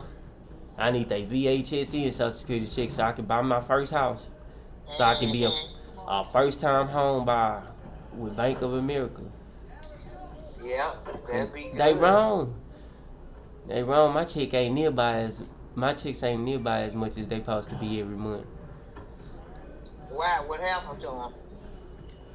They need to go up. Ain't nothing happened to my chicks. It's just the fact that they been eating up my mouth, trying to eat my face up. Oh, okay. Trying to make like they got so much of a good privacy having sex with all the women, and the women having sex with all the men and whoever they want to, and they call themselves eating me up through the groceries. Yeah. And being stingy with the aid that they give each other to gain weight. All of the bodybuilders, all of the gyms. You know what I'm saying? Yeah. Well, all of the fine women go, and all of the athletes, and all the officers. Well, that's how they been playing it out for real, without saying it to me. So, you know what I'm saying? Other than that, though, I just need a lot of money. My checks need to be more than everybody's, from the singers and rappers. From the singers and rappers to the veterans that got homes at the neighborhood. That's how.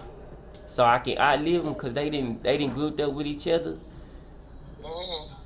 Because I found that out. The same women that be talking crazy about don't like it on me because they married and committed to somebody, they the main ones going back and forth through the neighborhood having sex with any men and young men at the neighborhood and using them to rob people. That's how the only reason why I ain't nosy, you know what I'm saying? I figured it out. I was like, man, the fuck I'm getting robbed for and shit. I don't fucking do no shit like that. I don't mess up with nobody. That's what it was.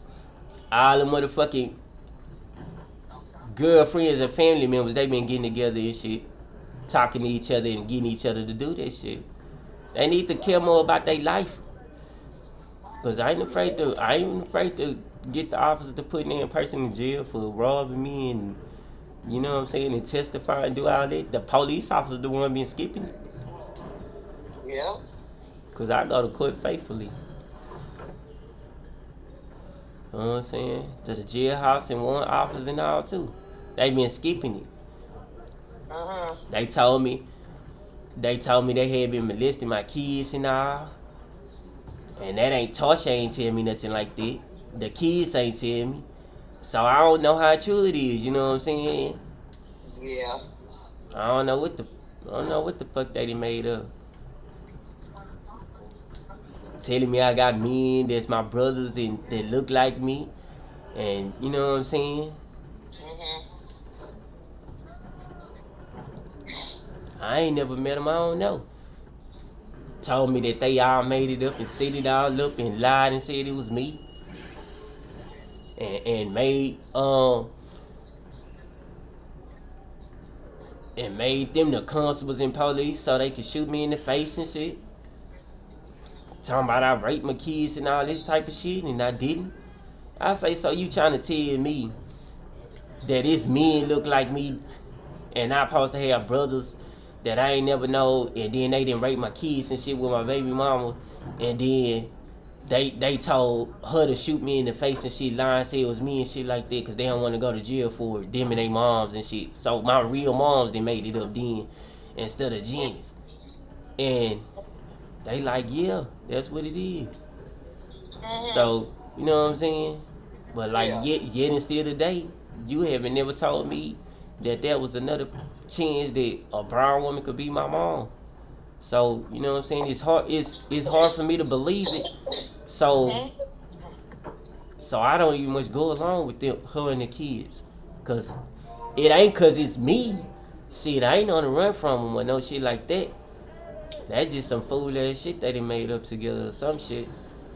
Cause shit, when I think about it, I was like, man, they probably made that up because of what happened to me while I was a kid, and they trying to make like they in love with whichever man got a big privacy instead of me. And didn't even pay me for that. Cause that's like a person being a veteran before me, and before I ever know that veterans get paid or something growing up from a kid. So, you know what I'm saying? They messed up with me like that. Yeah. I ain't got to be happy that I'm alive though, you know what I'm saying? That's messed up. Me thinking like I'm thinking, I never had nobody live with me again, cause instead of them telling me the truth, they murdered me and shit through all food consumption. And robbed me before they messed over my food. You know what I'm saying? And said they like each other and other people. You know what I'm saying? So I'm saying to myself, like I grew it up and went to what they call it, like a social worker, and talk to them and say what somebody did to me or hurt me because it happened for real. That's like them going to them and the social worker saying, oh, y'all can lie to us about it, and we just gonna blame it on Brandon, knowing Brandon didn't make it up. You know what I'm saying? And then help them hurt me and all. Help them hurt me until I wasn't even much hurt no more. I wasn't even much alive. And never know that. So, you know what I'm saying? I was wondering why when I was growing up and seeing her, she was trying to make it like she was fighting me without me knowing what for. That's what it is. Her and her people and them, then I already married all the brown women supposed to be my moms and sisters and aunties and grandmas, and I'm thinking you my mama and all. So they done made all that fool shit up and steady going out for it every day. Steady having sex with who they want to, and they ain't never care about going to court with me to tell me the truth. So the police in the courts, they made like they don't know, you know what I'm saying? Like they don't know. You know what I'm saying? No. So that's what they did then. That's like them, they know it, and they recruited other people into security guards and officers and gave them guns or whatever, and then recruit me like that. Tried to play it out like I had a mental problem or something, and I don't. So that's what it is then. I was like, so that's why Jenny said took me to that place and they started giving me social security checks then. Cause I wasn't no bipolar or no schizophrenia or nothing like that. My whole life.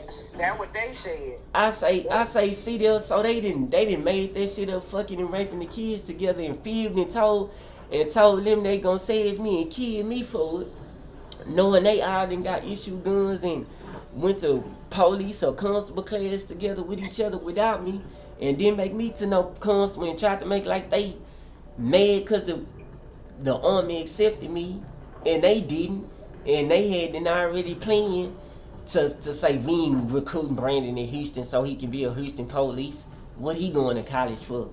To be a police for or to play sports for? So I was like, see that? Hey, you know what I'm saying? That ain't what no baby mama or no mama or sister and brother supposed to do. You know what I'm saying? So that's what didn't happen.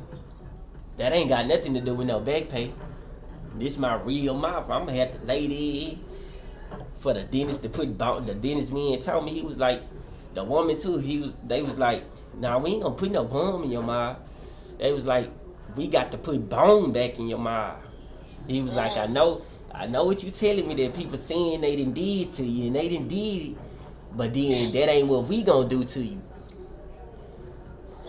Cause that's how they make it. That's like people out in the street are making food or working at grocery stores and knowing they the cooks, doing all they doing, and then made mess my mouth up. Yeah. And talking about go to jail and do this, knowing they doing it wrong instead of me. Feel me, to their own people, and talking about what they get, them and all the women get to have sex with the dentists and the other people and the workers and the cooks. They can do anything. So that's what they made up, you know what I'm saying? So the dentist person was trying to convince me about how I had to show up to them so they could repair my mouth right. And I was like, okay, you ain't got to convince me. I believe you. I just don't got no $20,000 for you right now.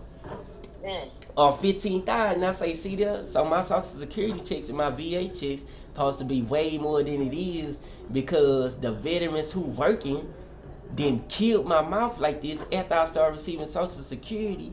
So my Social Security money that I have or saved, I would have had to spend it all on my surgery and wouldn't even have no money to have my own first house or pay no bills for no apartment or nothing like that. And wouldn't bipolar or schizophrenia or none of that, no way. They made it all up themselves to feel about me. I learned they made that all up so they can feel about getting recruited as a police officer.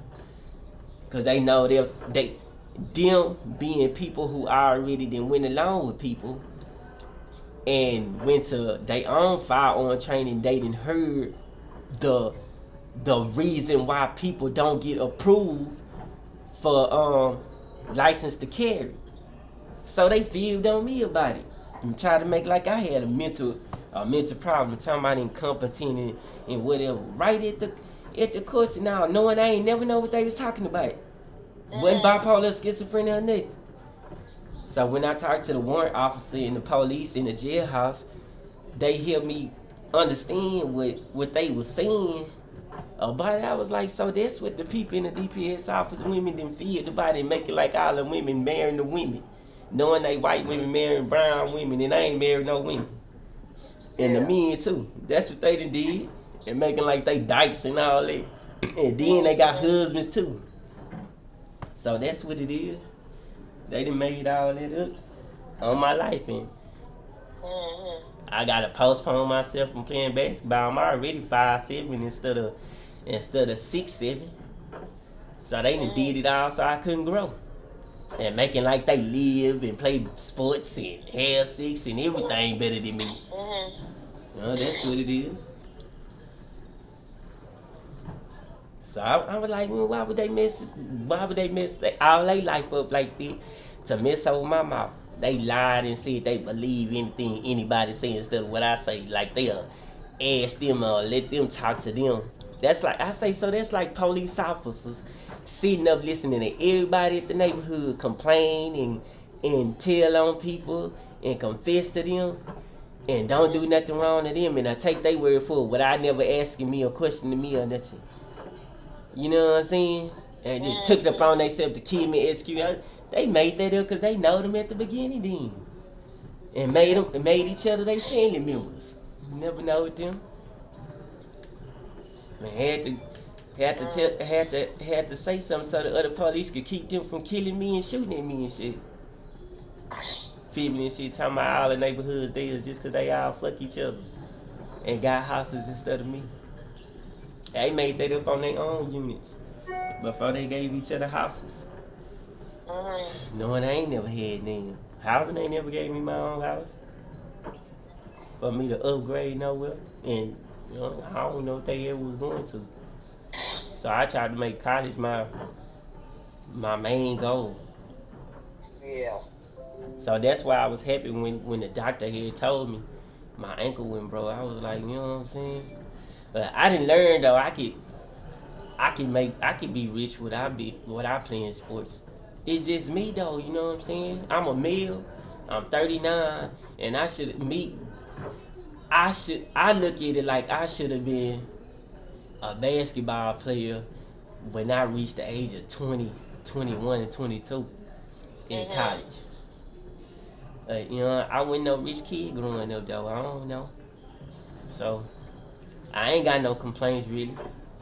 I growed up good, you know. I don't got no complaints.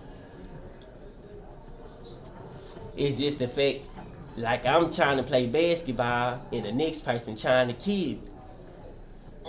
Or I'm going to school and learning, and the next person making me sick.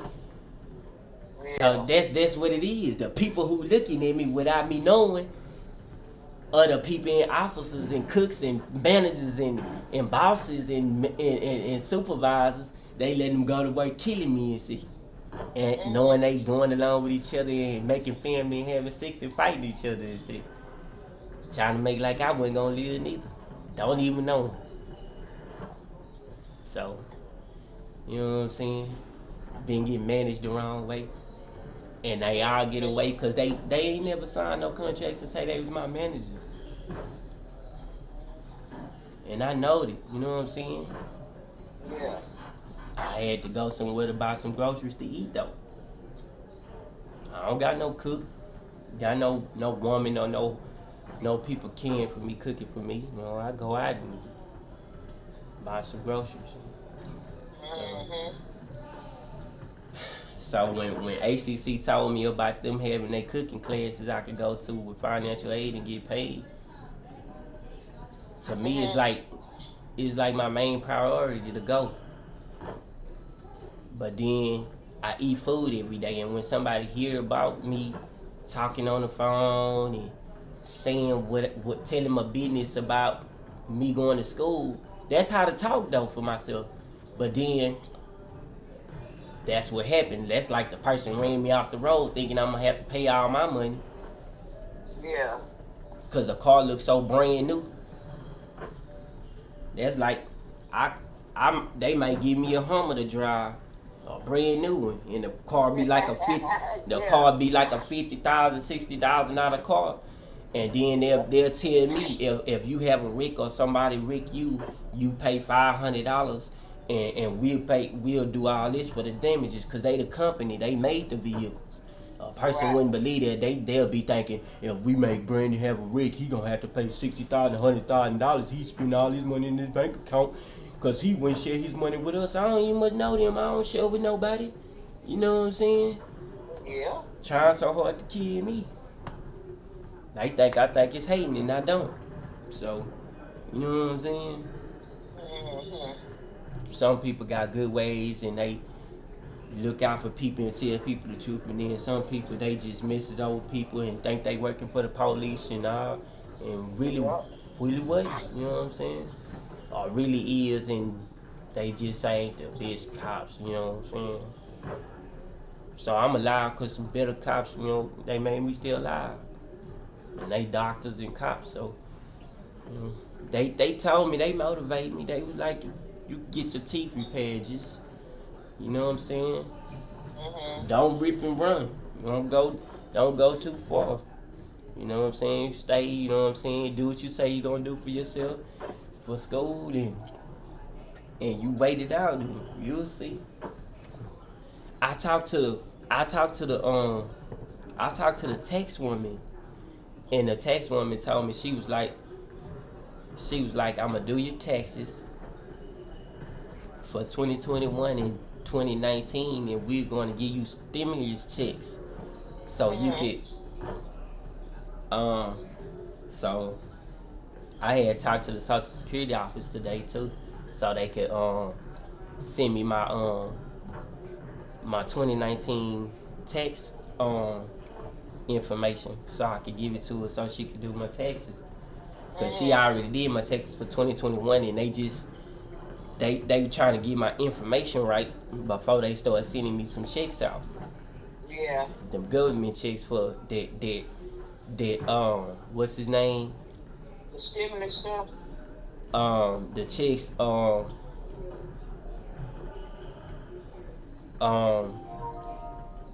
Donald Trump and Joe Biden talking about.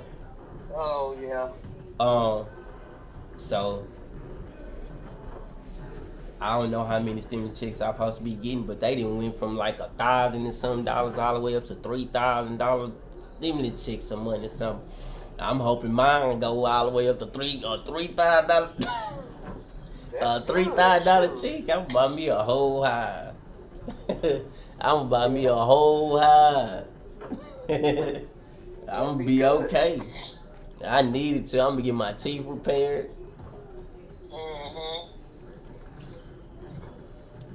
So people was really hurting my feelings when I was showing them my teeth and I need my teeth repaired, and they was like, "We gonna get Brandon teeth fixed." I was like, "Nah, that's why I'm in the shape I'm in now, cause they thought they was fixing my teeth." You know what I'm saying?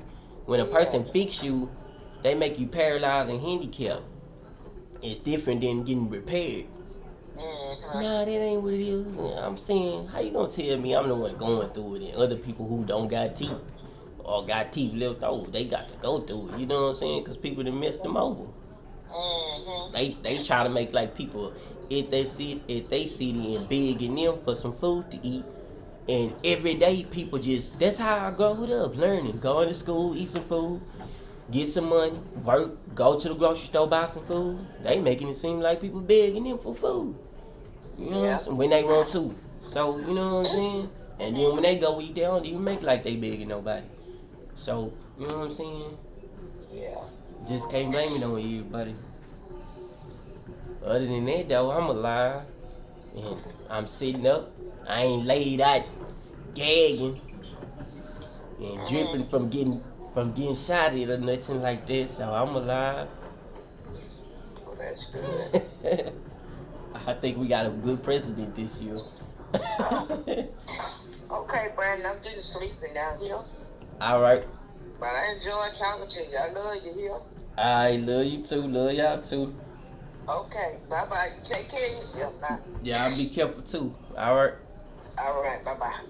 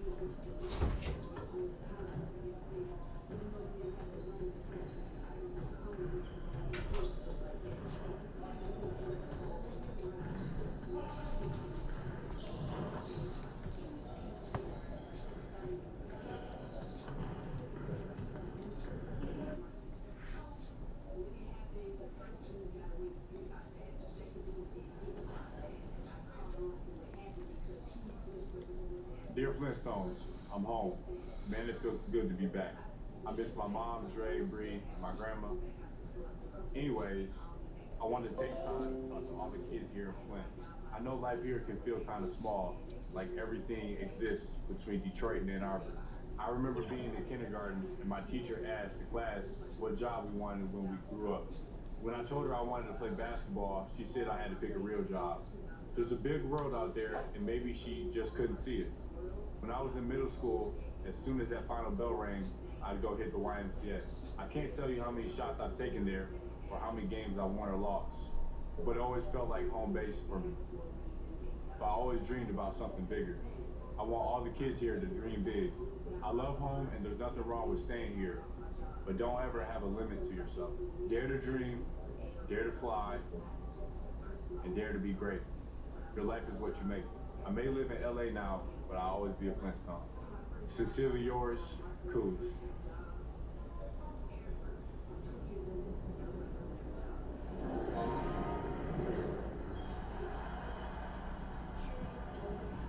I'm the 2KMC, created by a random explosion of particles inside a microphone capsule.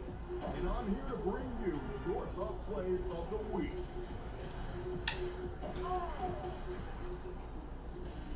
Our first play is from Jump Shot Doc in the red. It's triple overtime, clock ticking down. Our hero cuts right to left, double clutches, and rolls home a typical layup. Finesse at the rim sends them home with the win. Next play is from Cafe Duro in the city. Bold move backflipping during a play, then stuns them with the recovery block. And what's this? So much intimidation that even the celebration dance forces a miss. Astounding. Next is Cash Senpai. Closing seconds in the red. Time to win the game. But not like you think. The defender saves the day with a clutch eraser. I bet they're glad they invested those block points now. One more wreck gem with go-getter and a bunch of numbers. Down 4.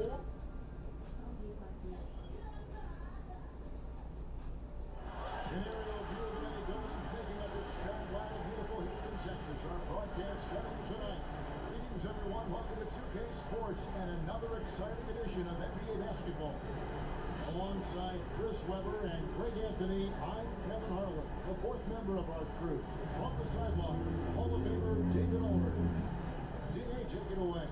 Well, Kevin and the guys, the NBA is a shoe culture. None is more popular than the Kobe 4. Originally released in 2009, last season almost a quarter of all NBA players worn them. That's not just a tribute to the Mamba, but a testament to a design that has stood the test of time. PJ Tucker called them the best hoop shoe ever. Strong praise. Kevin? Thanks, David. Greg, we've got two terrific highlight-making teams, both athletic in so many ways. You know, it makes me harken all the way back to college, and one of my teammates, Stacey Ogden, one of the greatest athletes I ever played alongside, but we're going to see a lot of his impact in tonight's game. And the starting lineup for the Pelicans, Ingram the 3 and Zion the 4. Bledsoe is out there at ball, and it's Adams in at the pivot spot, manning the middle.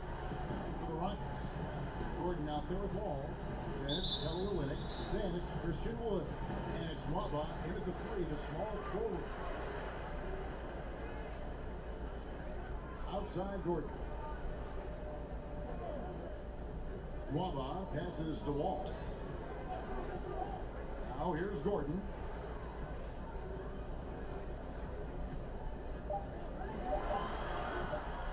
Good D by Bledsoe. And so it's Bledsoe with it, bringing it up for the New Orleans Pelicans. Pass to Ingram. And it's blocked. And he recovers it. Bledsoe outside. Here's Adams. Well, it was only a matter of time, but they finally get the bucket. Adams has got the opening bucket of the night here for New Orleans. Outside Gordon. And just about a minute into the first quarter. Here's Wall. Group substitution here for New Orleans. Rockets trail by 3. Now, here's Junior.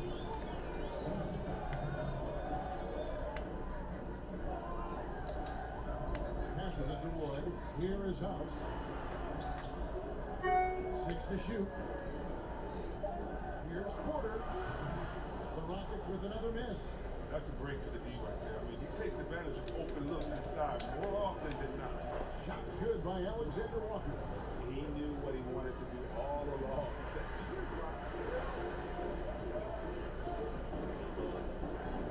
And we're just over 3.5 minutes into the first quarter. Here's Junior. Jr.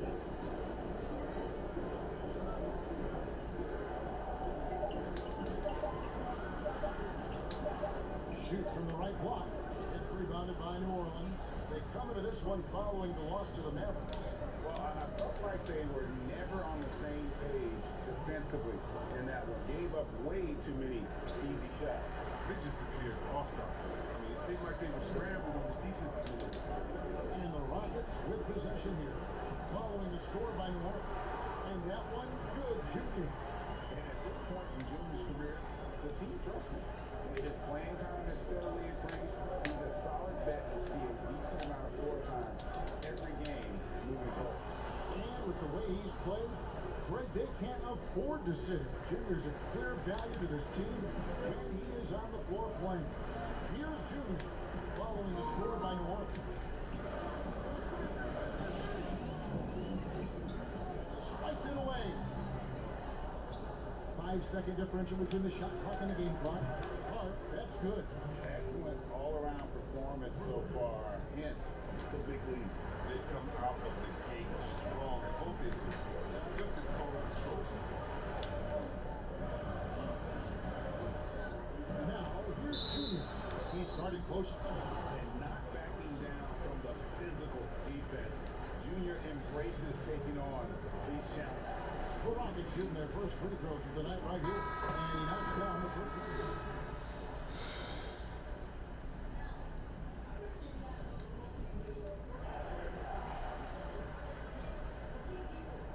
Both free throws good for Junior.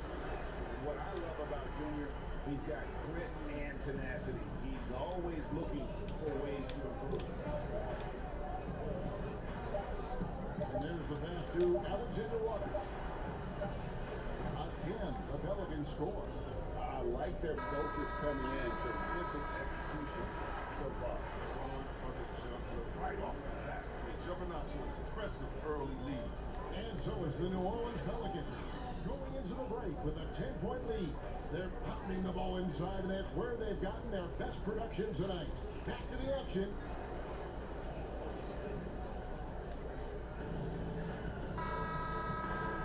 And glad to have you with us, folks. Second quarter basketball. It's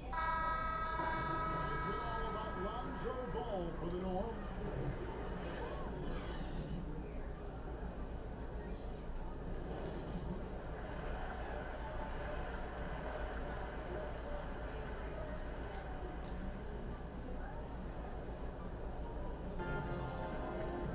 And after a very lopsided first half, we'll see if things play out a little more evenly here in a second. We're seeing it. He's checked in for Eric Gordon.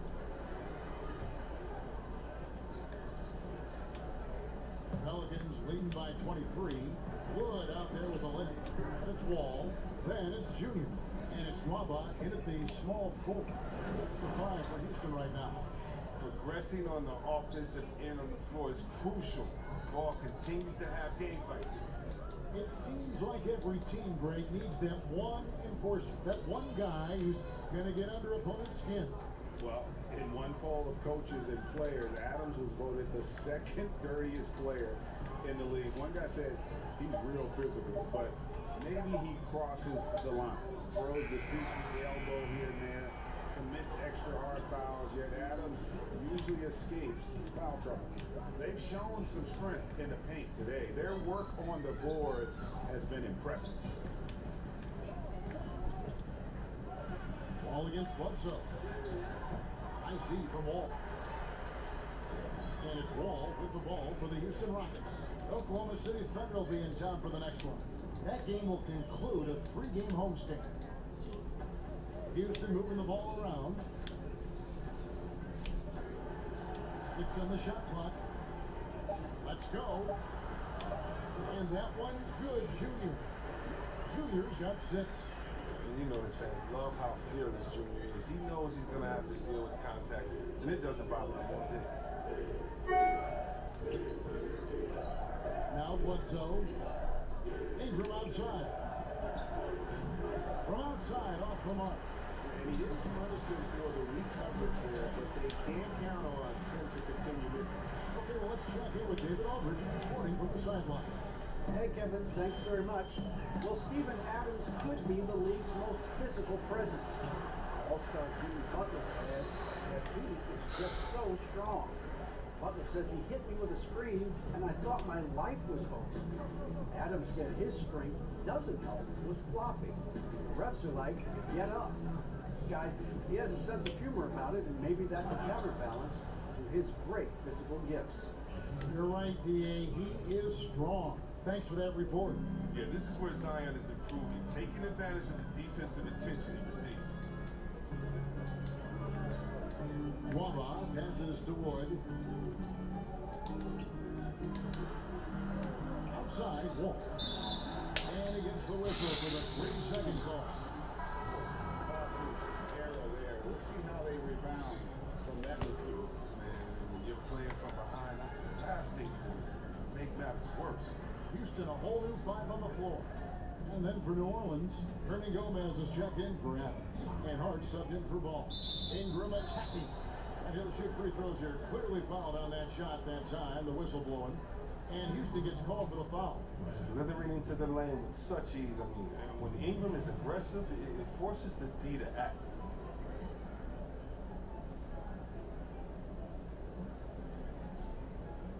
Shoot for 2.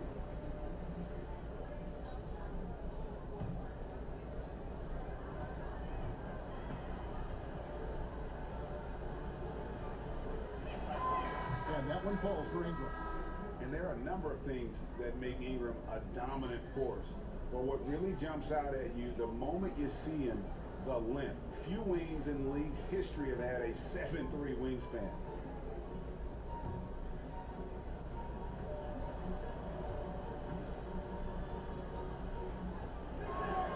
Both free throws, good for Ingram. Yeah, and the second pick in the 2016 draft out of Duke, Brandon Ingram, possessing a rare combination of length and shooting ability. Kicks it to Brent.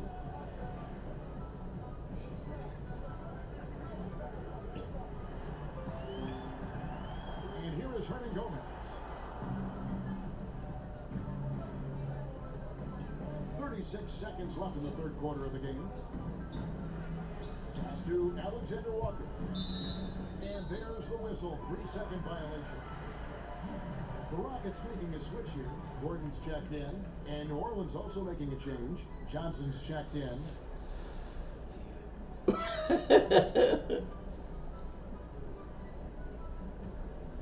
Rockets have gone 3 of 7 on field goal attempts here in the second half. Outside Gordon. Shot and game clock separated by 5. Outside Brent. Shot from 16. Hernan Gomez grabs the miss. Here's Alexander Walker. Takes the 3. No good there. And so it's New Orleans holding a very comfortable 25-point lead as the quarter comes to a close. They've been giving John Wall all sorts of problems. He still hasn't been able to solve their defense. And we'll be back with you shortly.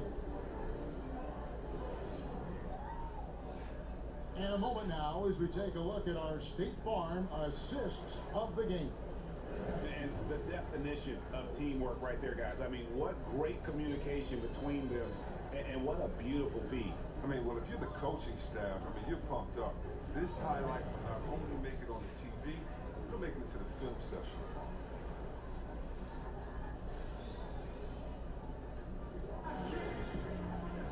And as we head into the fourth, we'll see if there's a comeback in the works or if it's more of the same from the first 3 quarters. Looking at current NBA players, Greg, leaving aside for real players, who would you want to have played with from this era? And there's so many guys that, you know, and I hate to call them role players because they bring so much more to the table, but in reality, they got to fill some roles, right? And, you know, John Collins is a guy who's got great potential, a tremendous finisher around the rim. How about Robert Covington, a smooth shooter who defends his tail off? LiiVe Bertans, a deadly floor spacer who can put the ball down and create and make plays. So there's so many guys like that in the league that make a difference in determining whether your team can win or lose. Boy, those are three names I don't know that I would have mentioned, so I'm glad you did. So the Pelican 5 right now. We've got Hernan Gomez, and it's Johnson in a power forward. Free throw good, Hernan Gomez. And in spurts, you can live with Hernan Gomez at the 5. Yeah, you can. And he's got that old school game, GA, that back to the basket game. He plays with physicality, toughness, he competes, and you can typically count on him to make the right basketball play. That one falls, so he hits both of them. We're still waiting for that first miss from the line this half. Gordon kicks to Bradley. Right side, Gordon. And with the move league-wide for greater representation, some are calling for more diversity in front office. Chris, some say progress isn't coming fast enough. What do you think? I think progress hasn't happened fast enough. Either put me on that list. Let me see on that position. Even in the coaching room, it feels like head coaches. Teams need to hire the best candidates. No one's saying anything different than that, but the fact of the matter is, they're not interviewing someone else. That's all. That's some of the best candidates in the door, and they should be hired. The movement off the ball is good. I mean, and the pass to hit him in stride is even better. Porter kicks to Bradley. And he banks in the layup. Talking about body. Bradley's toughness showing there on the difficult finish.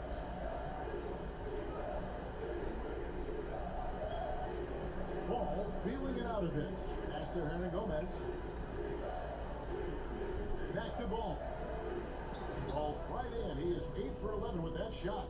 Oh, perfect timing there to knock down the teardrop. Outside, Porter.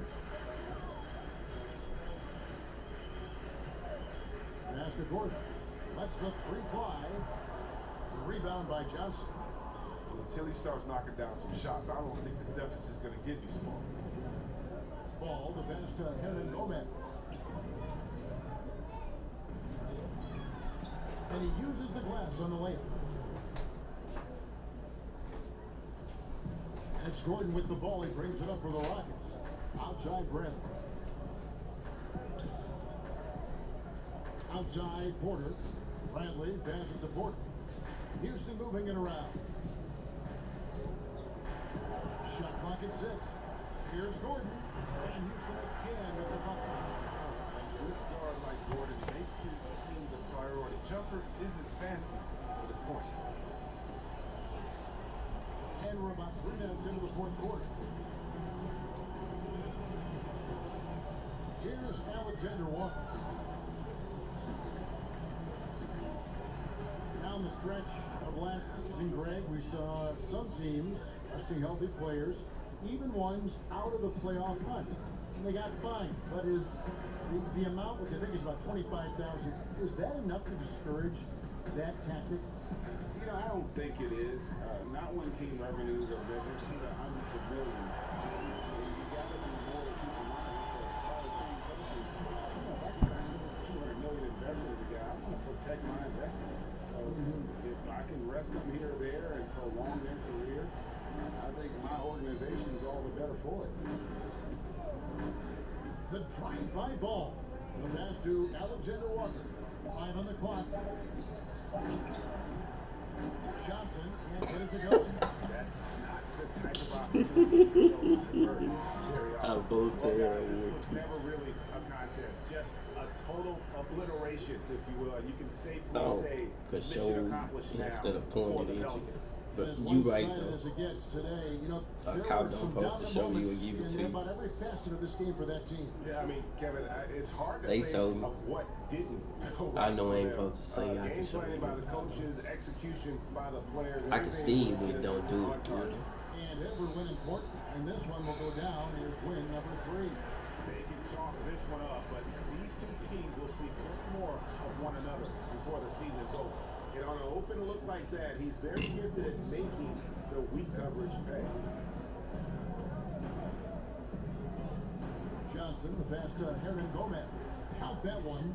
They just blocked out the noise, kept on grinding, and this is their reward. Showing remarkable poise and focus throughout the game, a sustained effort across the board. Bradley against Ball. And Bradley gets it to go. Well, you see Bradley's toughness, able to finish through the contact.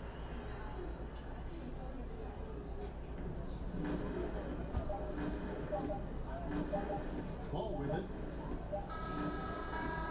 So we see the Pelicans taking the W here to come into an opponent's building and dominate the way they did tonight. Says, I think, Greg, an awful lot about this team. I guess they don't need home cooking to feel at home. I mean, Kevin, just a masterful performance all the way around. Thank you for joining us. That'll do it for now. For David Aldridge, Greg Anthony, and Chris Webber, this is Kevin Harlan thanking you for watching the NBA on 2K Sports. And we'll see you next time.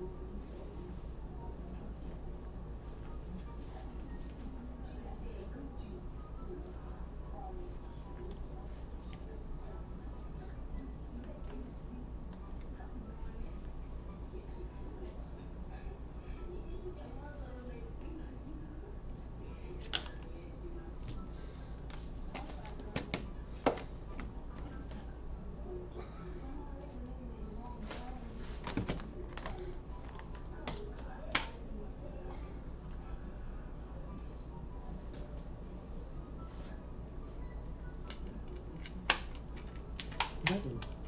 Options button. Options menu. L1 button to the left end. R1 button to the right end. On the home screen, press the left and right buttons to select applications. Press the up button to move to the function screen, where you can select system functions.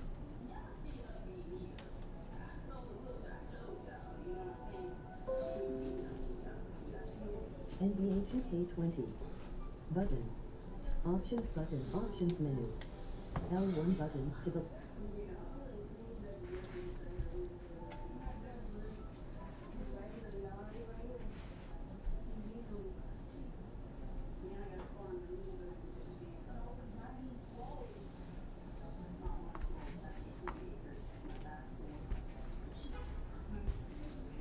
K20.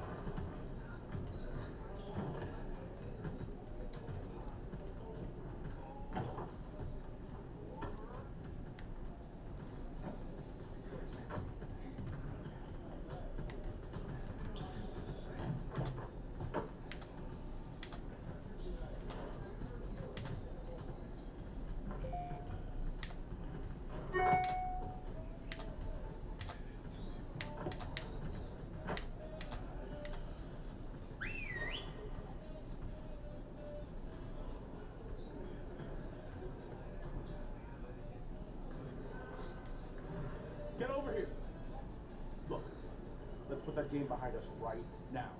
It's just one. We have another one just ahead. Let's just get focused and prepare for it. Okay. Let's focus on our late game execution. All right. Let's get set up and start practice.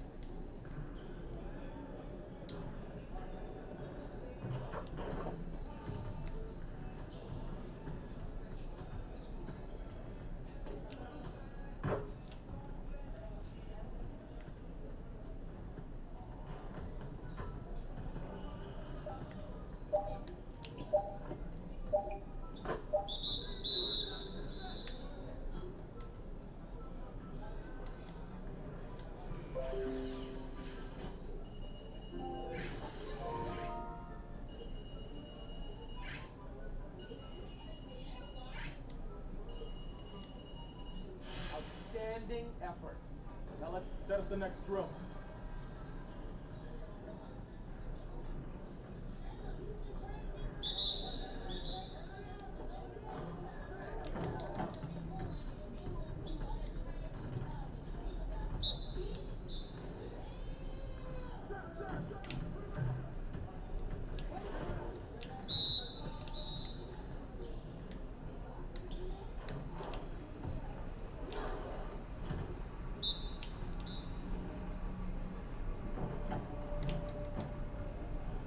Just like that.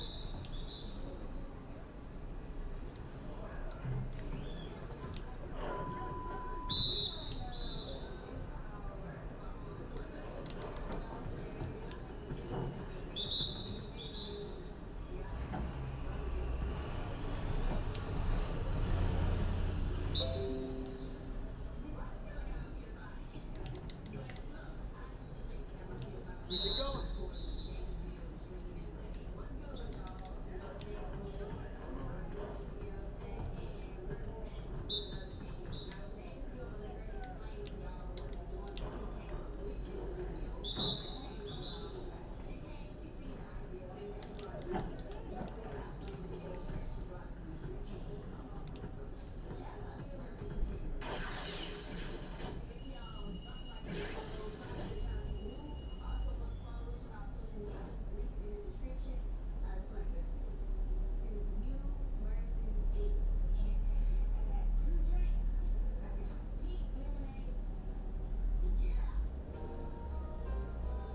Good job.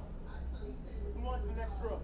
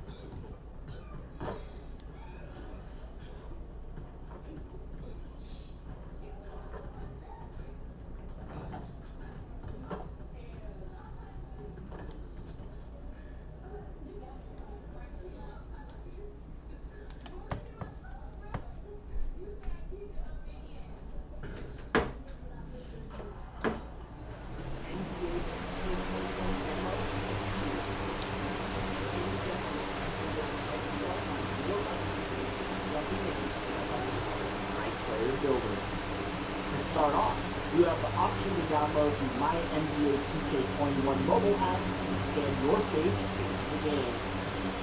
Once you're good with your appearance, it's time to try out the builder. This year,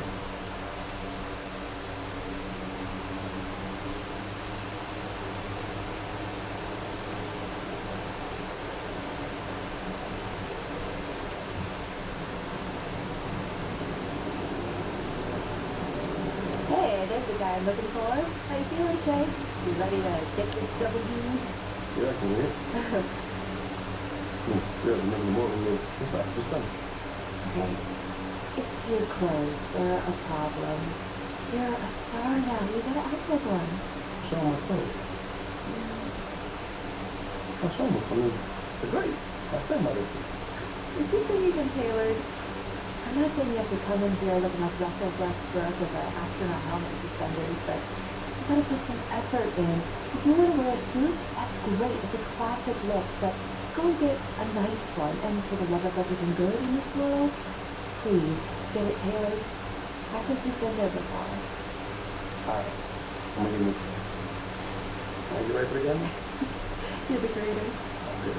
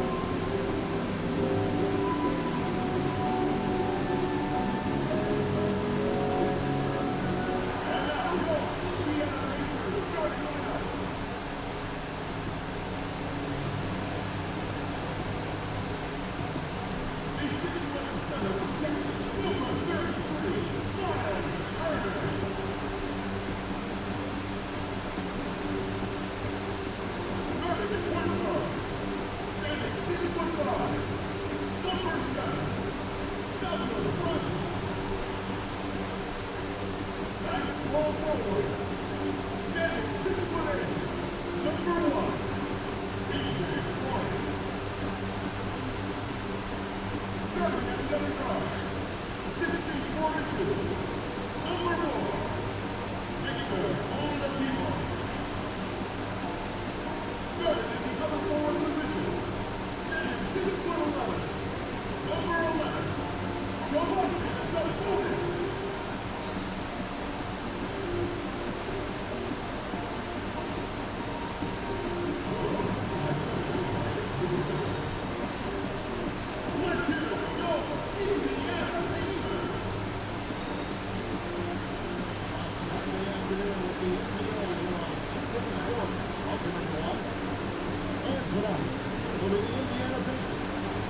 Against the Chicago Bulls. I'm Kevin Harlan here with Clark Kellogg, Greg Anthony, and sideline reporter, the Hall of Famer David Ullman. Tonight with us as well, the book of basketball author, Bill Simmons. Bill, get to see you. It's great to be here, and nobody is more impressed than Joe's son. We can't believe that he's playing a video game. He gets to hear my voice, and hears my voice just yelling at him. Now he gets to play about basketball. That's kind of fun, isn't it? Yeah, we're excited. It's all yours.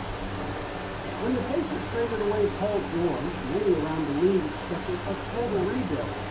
Instead, Indiana has been a consistent playoff team. They don't have so-called weaklings on this roster. They do have veterans who stayed humble and brought in completely and come to play every night. With young talent that's still on the rise, there's reason for optimism going forward in Indiana. Kevin? A lot of optimism.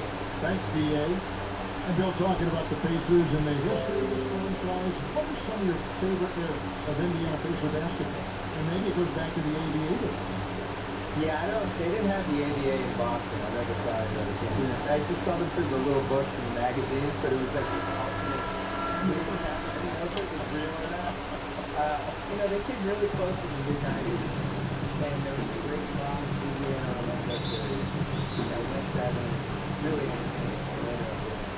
That one was good. I thought in 98 they took the Bulls and Jordan.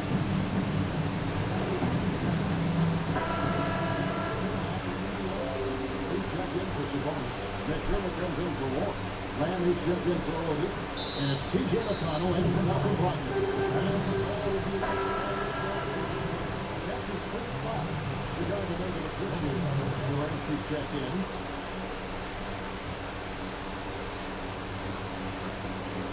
Here in the first, approaching 3 minutes played. And the Olympic Olympics after many teams were pulled in losing an all-star last night.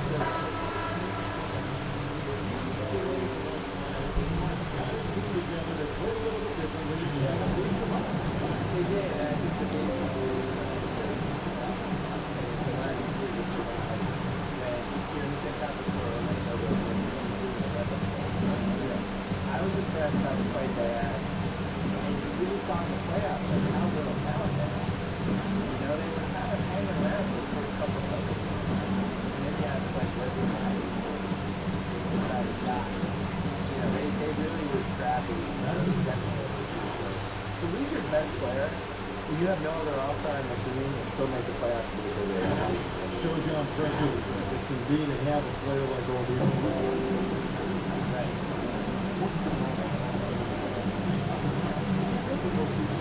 And actually really good for him to get a taste of not being there. And sometimes guys come back from that and they're at even higher level.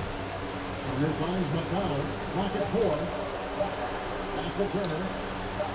Good. And McConnell hits the assist. He gets one to fall now. On his first foot.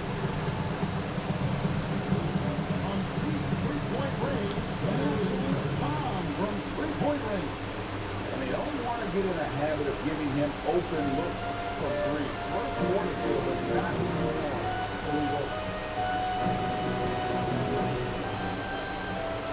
59 seconds left to play in the first. Lamb passes to LiiVe. Now here's McConnell. A lot of room. Well, you got to be there defensively. I mean, that's an easy mid-range jumper that you would typically drive. It's Young finishing it off. No doubt about it on that finish by Young. Here's McConnell. He's been quiet so far, still no points in the game. They need a good offensive possession. Yeah, they've gone a long time without a run. Shots good by Turner. They've scored several times already here in the first quarter on the inside. Against Saturday. After Young.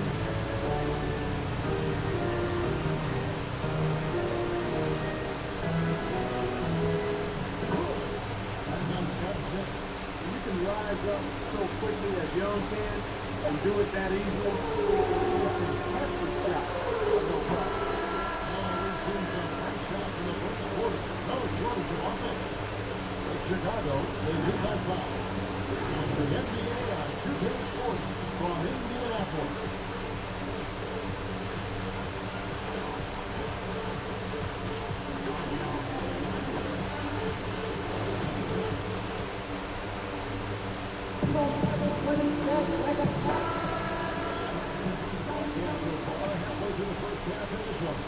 And taking a look at Chicago's performance here, guys, what have they been doing collectively? Well, the offense is clicking, and they seem to have here early on. Yeah, you know, I agree. No warm-up needed. They came in on fire and have already built a nice lead. A moment now, reaching up the lines, courtesy of Gatorade, all pulled up for the second quarter of basketball. So for Chicago right now, you've got balance on. And gathered into the second, filling up the middle. The bill is seeing more and more teams raise their offenses around three-point shooting. Threes at an all-time high. You know, should the NBA, that in mind, do anything to address this via a rule change? Which I don't know what that would mean, but it is we're talking about. I don't like changing. I think it's going to manifest itself if it doesn't work in the West. It's going to slowly realize something. It's a brand inside outside game.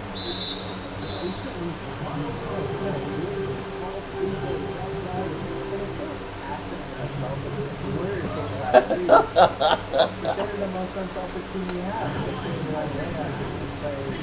They're really creative.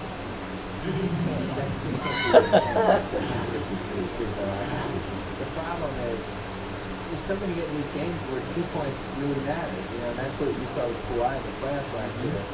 These games slow down, and it's going to be a 92 to 89 ending, and your team needs to get 10 baskets in the fourth quarter, no matter how you get them. You still need somebody who can do that too.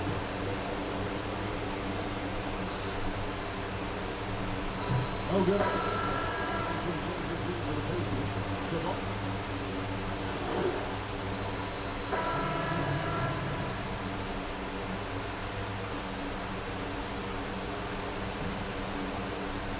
Just 4 seconds left in the first half of basketball.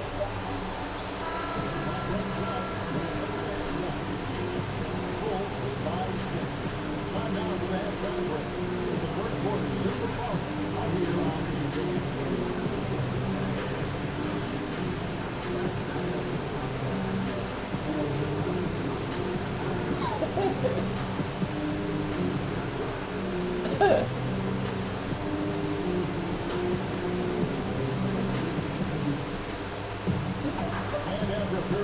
first couple of quarters, the second half will turn out to be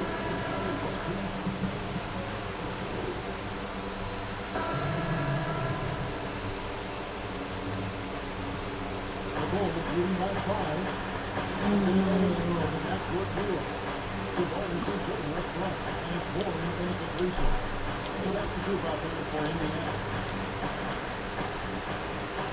Comes up on the block. No good on the shot. Nice feed from Oladipo. So Oladipo will bring it up for the Pacers. It's off the shoulder for that Pistons as they take out a home. That'll be just one game play away from home for them. Tell you what, guys, this has clearly been his act. And he's getting to a spot, shooting the ball with confidence, excellent turnaround. To the inside. Here's Carter, and the layup falls. And the Bulls lead by 5. Hey guys, the D has to show a little more fight on the Under the pass to Stokes. Touch over 2.5 minutes of basketball play here in the third quarter. Here's Oladipo. costly punch in the fourth. Oladipo's got his third basket of the night right there. Nice feed, just like his dad. Sabonis is an excellent passing big man. The passing gene was passed on. The dish now to Murray. Fires from the lane. And the rebound goes to the Pacers.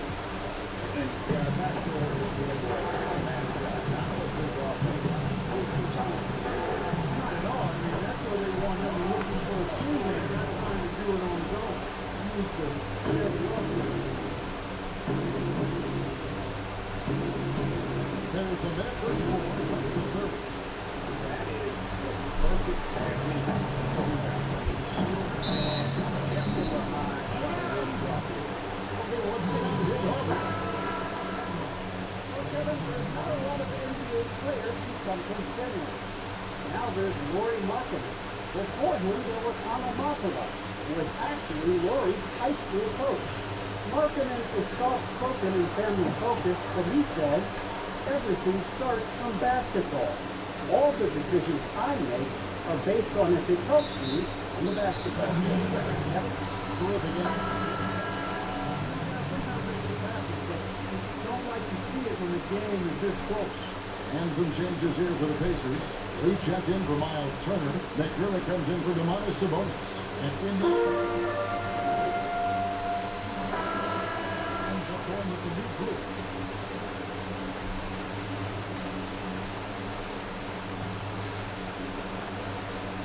50 seconds left in the fourth. So, both sides right now. Porter and Markkanen in to go over. Then there's Cook and Ferguson in the shoot.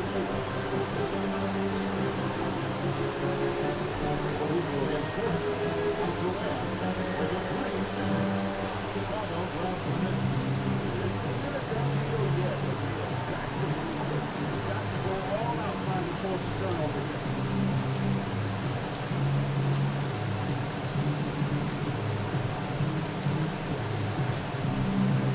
It's going by now. And here's the break.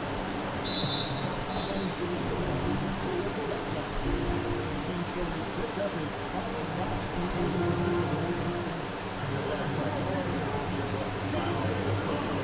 Yeah, they have to extend the game.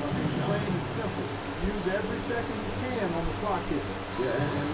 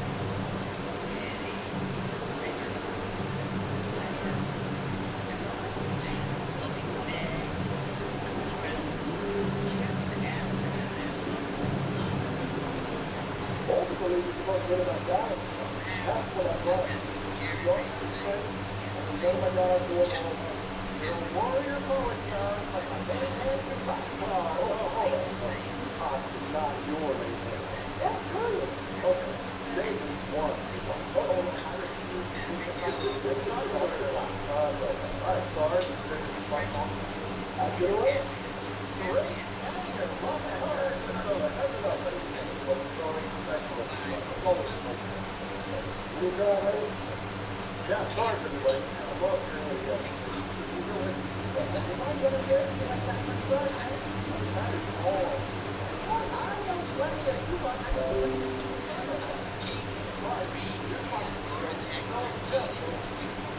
Now that's the way you do it, kid. Hey, take a note. Those are my special notes. I always knew you was a smart kid, man. I don't care what they say about you. Huh?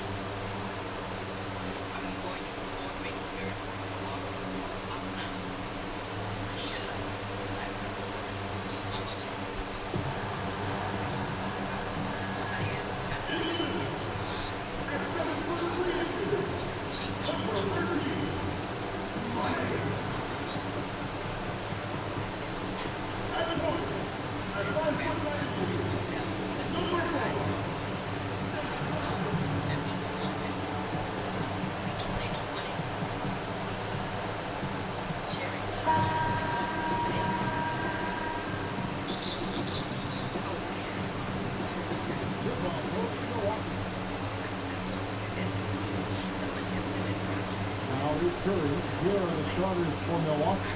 They've got Paul George. Jokic is out there with Antetokounmpo. Then it's Curry. And it's Harden in at the shooting guard. Robinson with it. Out guarded by Giannis. Reverses. Out to Bird. That's the free fly. And the free ball is good. Such a dead-eye shooter. Sometimes this guy practices threes with his eyes closed. Now here's Harden. And stolen by Jordan.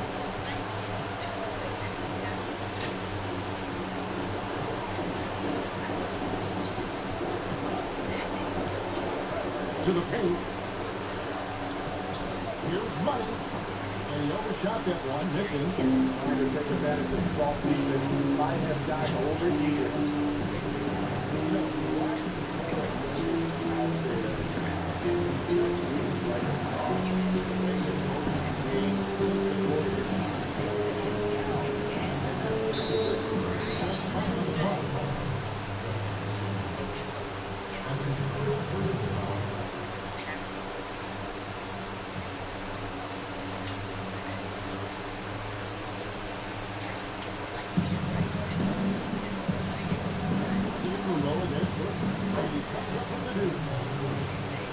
Jokic has so many tools at his disposal.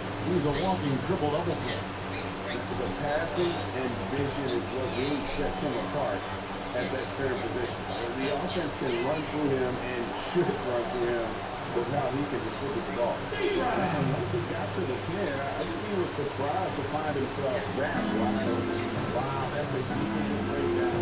He got a difficult score. Over back, not watching for the line that time. Yeah, 2 turnovers already in just the first few minutes. Clearly a bit careless. They need him to refocus.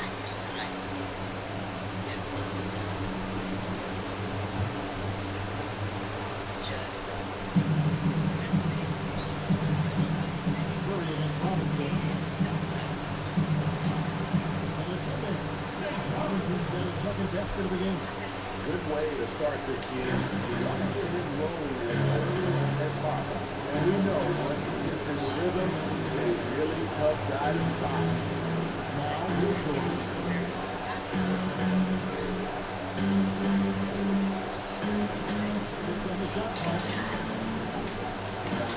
brings it from 17 feet out. And the mid-range jumper really right in George's comfort zone. Well, when he isn't blowing by guys and finishing at the rim, he's knocking that one down with consistency. And early on, they've been nearly perfect from the floor. Just the one miss here on their first 5 attempts. Gardner against Jordan. There's the three.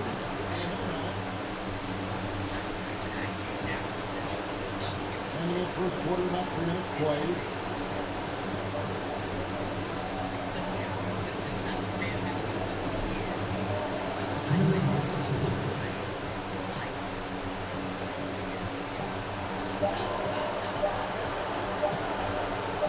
Pulls it up. And with the ball out of bounds, Jordan puts it back.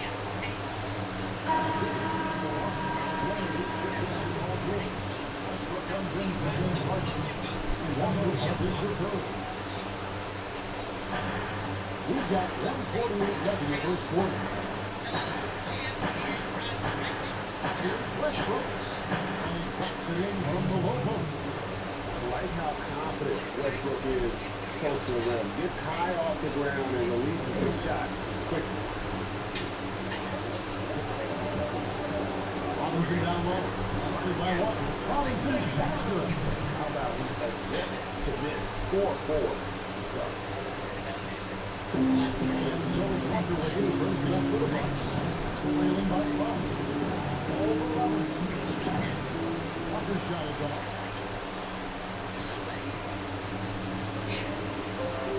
1:04 left in the first.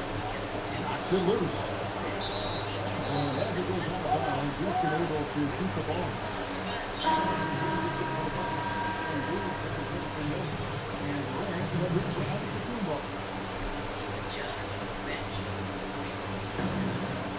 Seconds left to play in the first quarter. That's where they got Jordan and the foul called for one under. That's his first foul.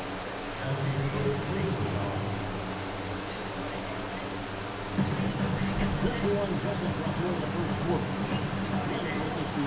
I'll tell you what, terrific anticipation defensively. Tracked it all the way. That pass had no chance. Love the recognition. Realizes that one is all him. Sometimes that's the call. You want to be unselfish, but even more so, you want to be effective.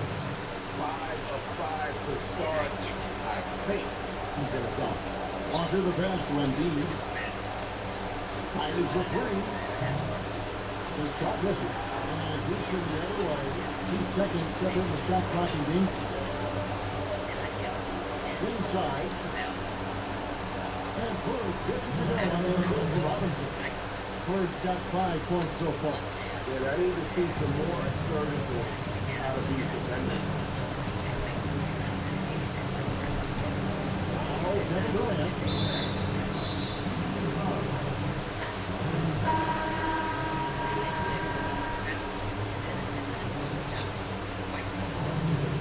And so it's no longer with it. He's looking for Embiid and finds him. So it's 7-point lead. production tonight. We've got more NBA basketball coming your way in just a minute.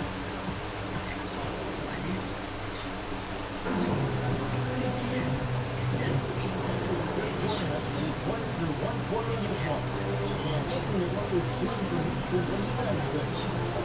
Aggressive from the beginning. That has helped them build an advantage here. Playing with good focus and good energy. Here's John Furley.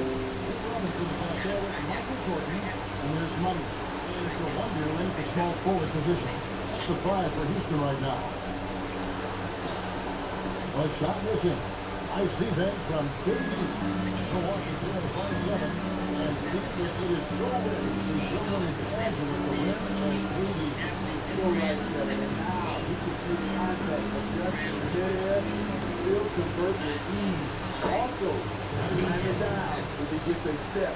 His great field goal percentage over the years is because he's an elite finisher at the rim and mid-range. Robinson against Irving. Robinson left side. 4 on the shot clock.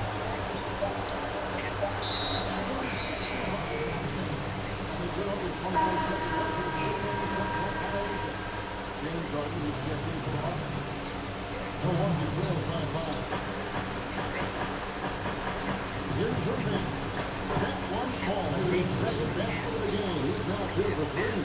And there's a pattern starting to take shape here. They're working inside, getting good shots. And a turnover on one by Houston.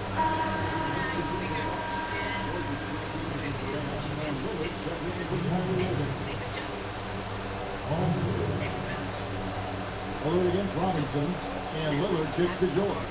To the middle, he's looking for Embiid, and follows in. The timing, the placement, everything about that dish was pinpoint. And there's the ball on Joel Embiid. That's his first spot.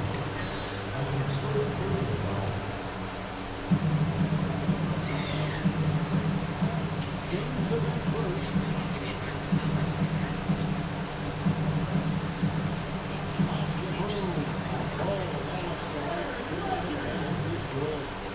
Bird's got 7.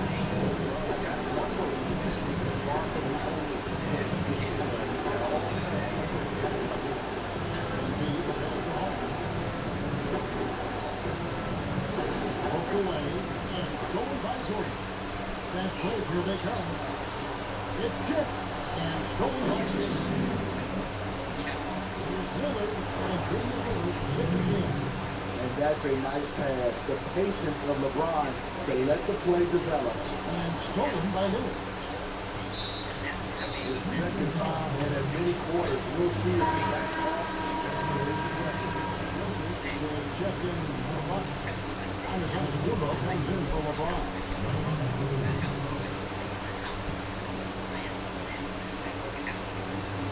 There's just over 2.5 minutes into the second quarter. And they take the lead. Jokic has got the lead up to 1 now for Milwaukee.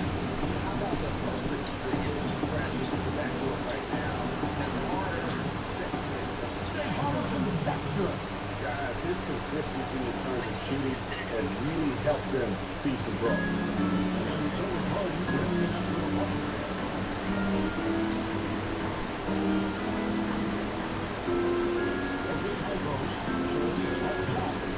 Surrounded by Houston. The drive by Jordan and the dunk by Jordan. That's knowing exactly what's needed at each moment. That's one of Jordan's unsung talents. Second Dumbo looking over the floor. Harden against Jordan. Lillard on shot. 6 to shoot.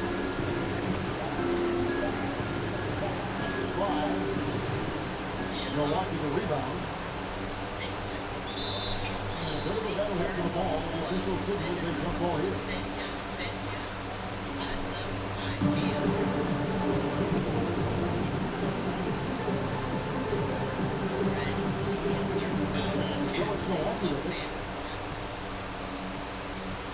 Gets it to Giannis. Here's Jokic. And he uses the glass on the way. Jokic has got 4 points this quarter. Yeah, that's the third bucket in a row from the paint. This defense needs to clog those lanes in the middle. Robinson goes in. Bucket is good. And Detroit on the 3. Allow any room to operate. No, he's going to be aggressive.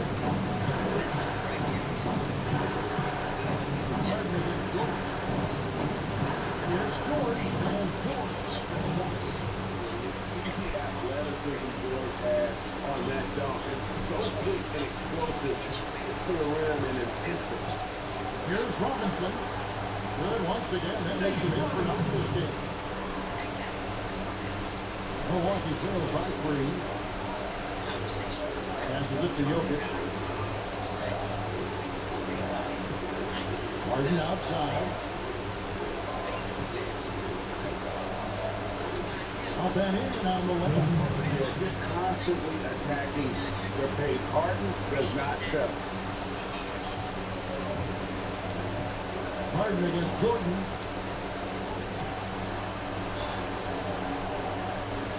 Out to Bird. The dish to Robinson. Here's Jordan. Good assist goes to Robinson. Robinson's got 3 assists in the game.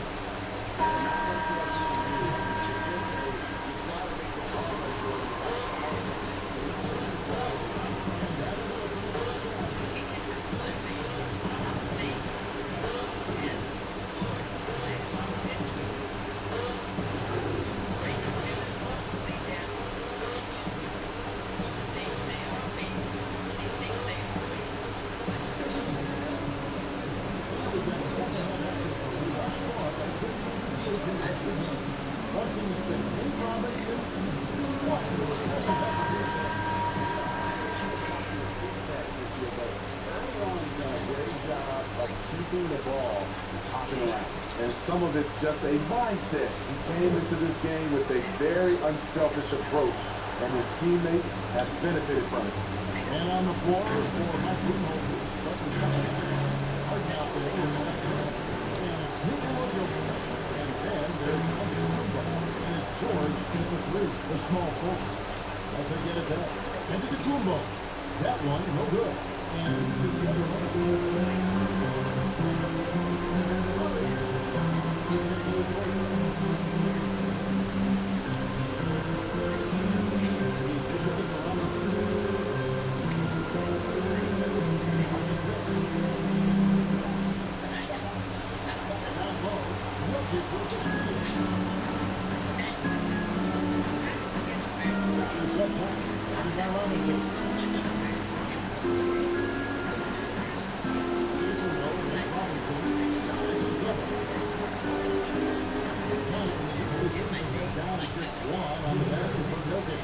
Terrific play call to give him a clean look at the rim. That's how you want to start.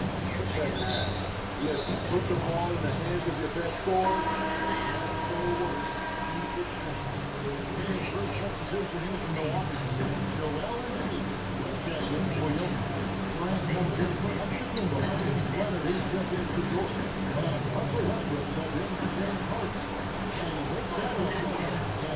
Points for Jordan.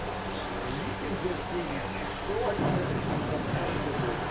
They stay in late focus after Jordan. Offensive rebound. And the call on the shot sends him to the line. And I like the fact that the defense is willing to protect the rim at all costs. Milwaukee shooting their first shots from the start of this game.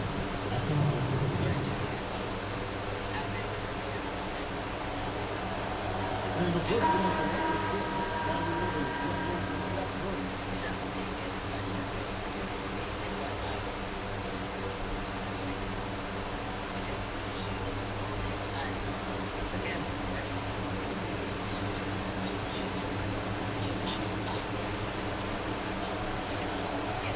And both free throws good for Westbrook. Houston in the lead. Here's Robinson. He's at 16.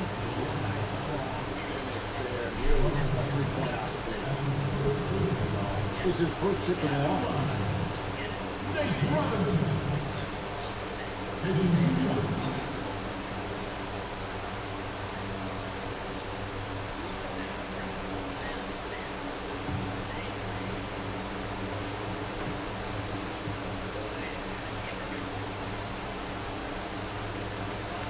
He drove good, Robinson.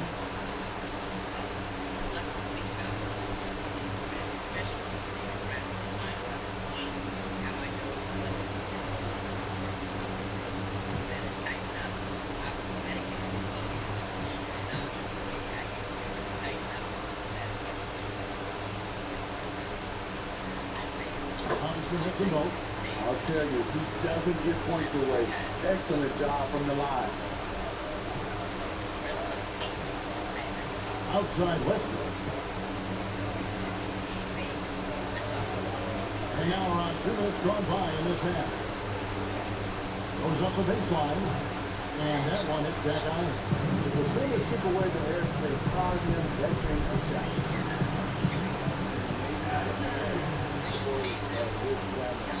Where would Kawhi Leonard be headed in free agency? A player of his caliber commands that kind of media scrutiny. Got a piece of it. Stolen by Robinson. Just over 2.5 minutes gone by here in the second half. Here's Money.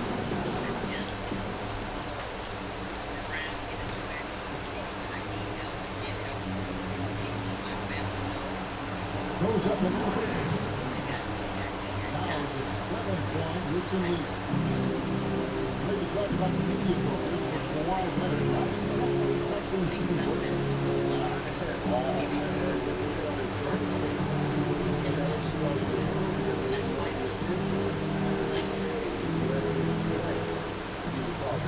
Durant, that's good.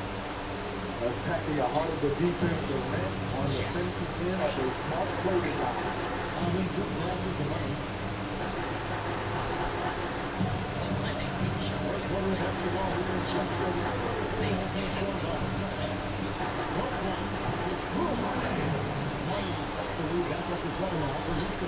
I mean, every time down the floor, this is what you're trying to do.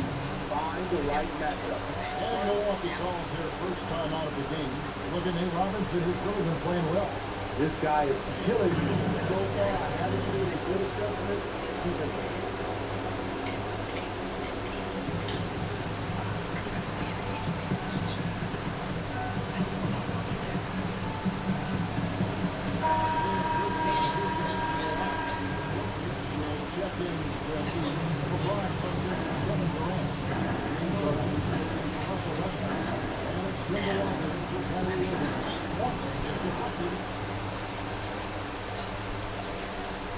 Here's a one-two.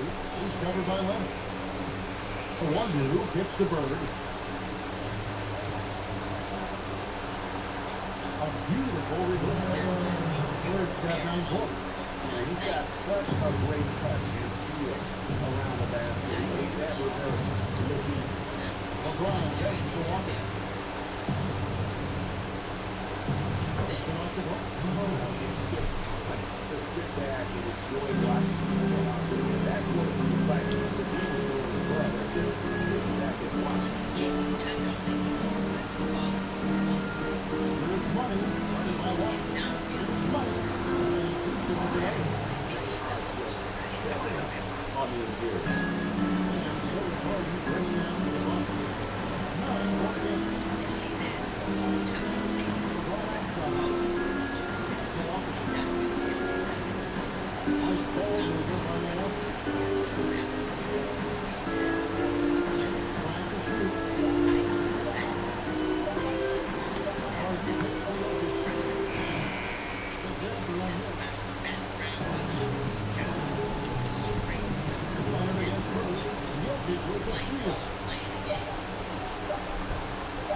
Here's LeBron.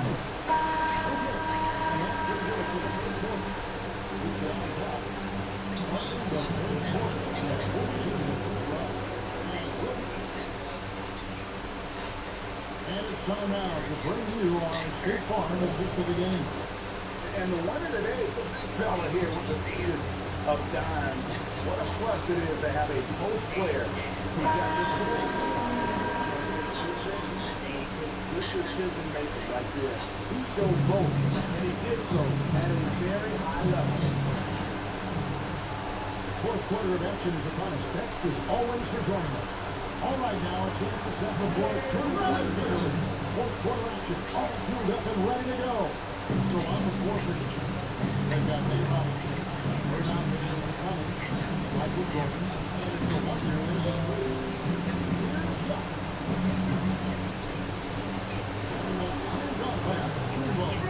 doing his job on the glass and doing it with everybody in the league who can make throws. You know, this is one of his specialties. He plays alive, creates second chance opportunities. And defensively, you gotta respect part of the game. Wow, that just makes him exponentially more difficult to guard out of the line.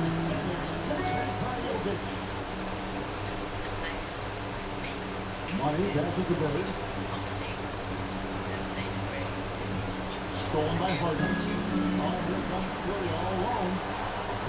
Finished off the break. Curry's got his first points of the game. Stephen Curry is so dangerous in the open floor. Nice finish. Outside Jordan. Curry right side. Over on the ball. And Curry gets the ball on the inside by Jordan. And Houston leads by 6. He always has the green light to take those kinds of shots. Because he's absolutely neutral for them. Oh, the box. Well, it's a player's league, but certainly coaching has its place. Yeah, if that weren't the case, you wouldn't see so many coaching changes all season.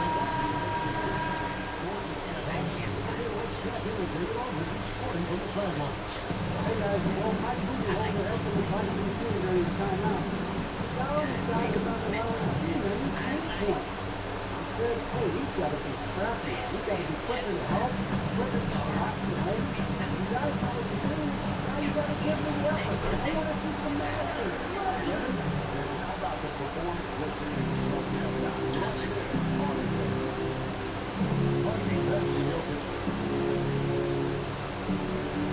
At the elbow, it's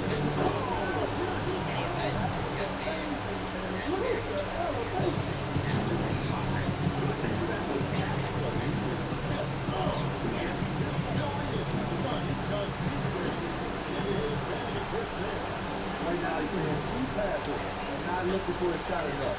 He needs to be more aggressive and get more shots up because he's shooting well.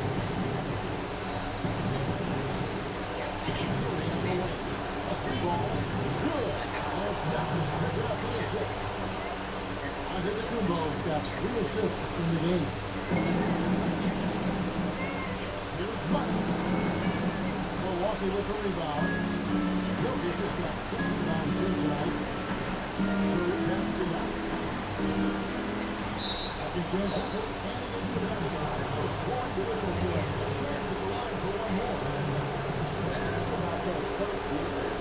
I can imagine a team playing coming down the stretch. I love the play ball. This is where you get the ball into the hands of your closers, where they can do something with it. Yeah, that's even one step into the line and the game is close.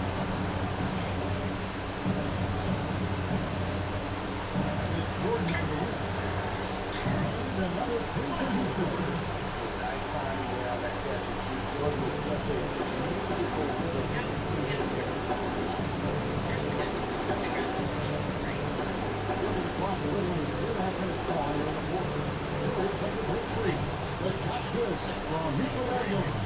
Really good work on it.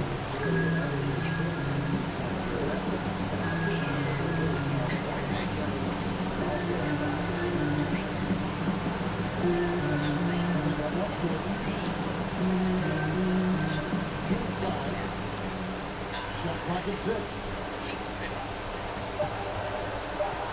Here's a wonder when he makes good on the way. And he can lead by 6. I love it. Beautiful job getting to the rim, making a play.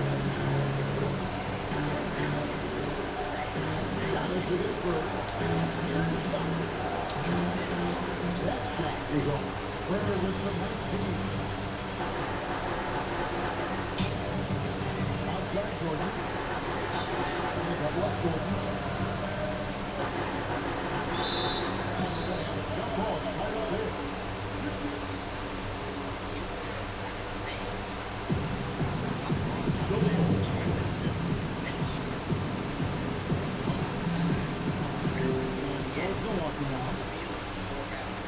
And the Bucks with possession here. By 6. To the paint. Here's Jokic. Yes. And now they trail by just 4. Great job executing the offense. That man's on time and on point.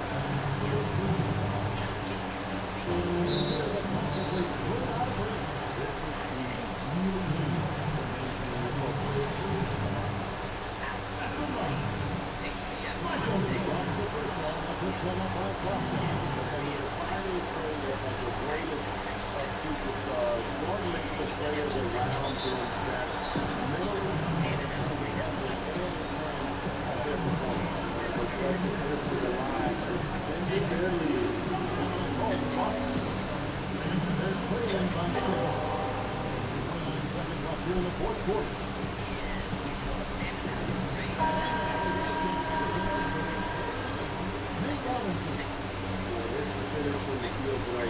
Almost made up. I didn't think it was possible to have that kind of success.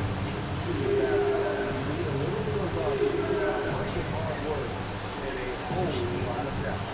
Here is one.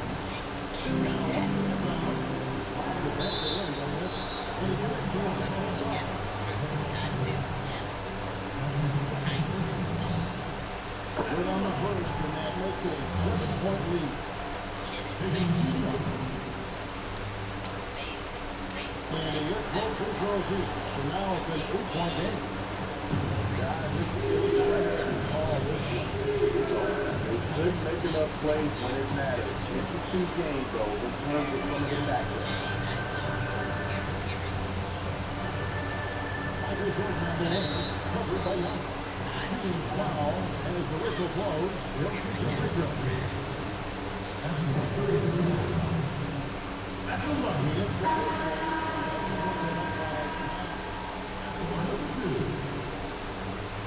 And so Jordan nails both of them. Big moment at the line. As poised as you get, this thing is done. Leonard fires away from outside. This is the three, and he used the pump fake well there. Some good moments throughout this one, but I love the way they executed on both ends of the floor, completely under control for the vast majority of the game. And whenever there was a misstep, they just didn't allow it to fester. And that's why they're going to walk away with the win. And that's going to do it tonight, folks, for our broadcast. Now for Greg Anthony, Steve Smith, and David Aldridge. This is Kevin Harlan. Thanks for watching the NBA here on 2K Sports. We'll see you later.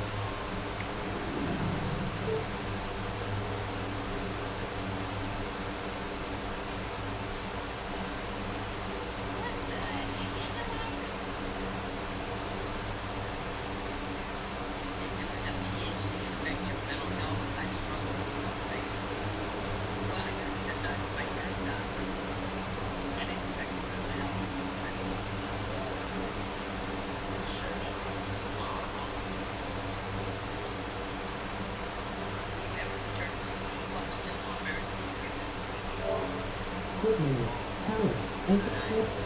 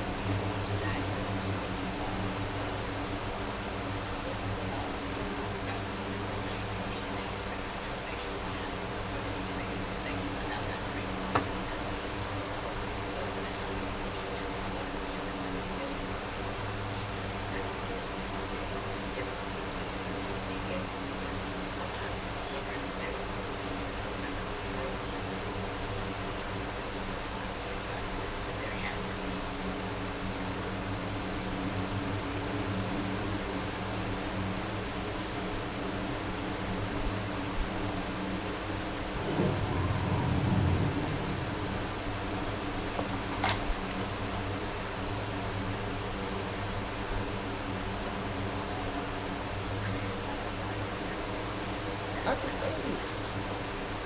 If I want to see it, I can see it.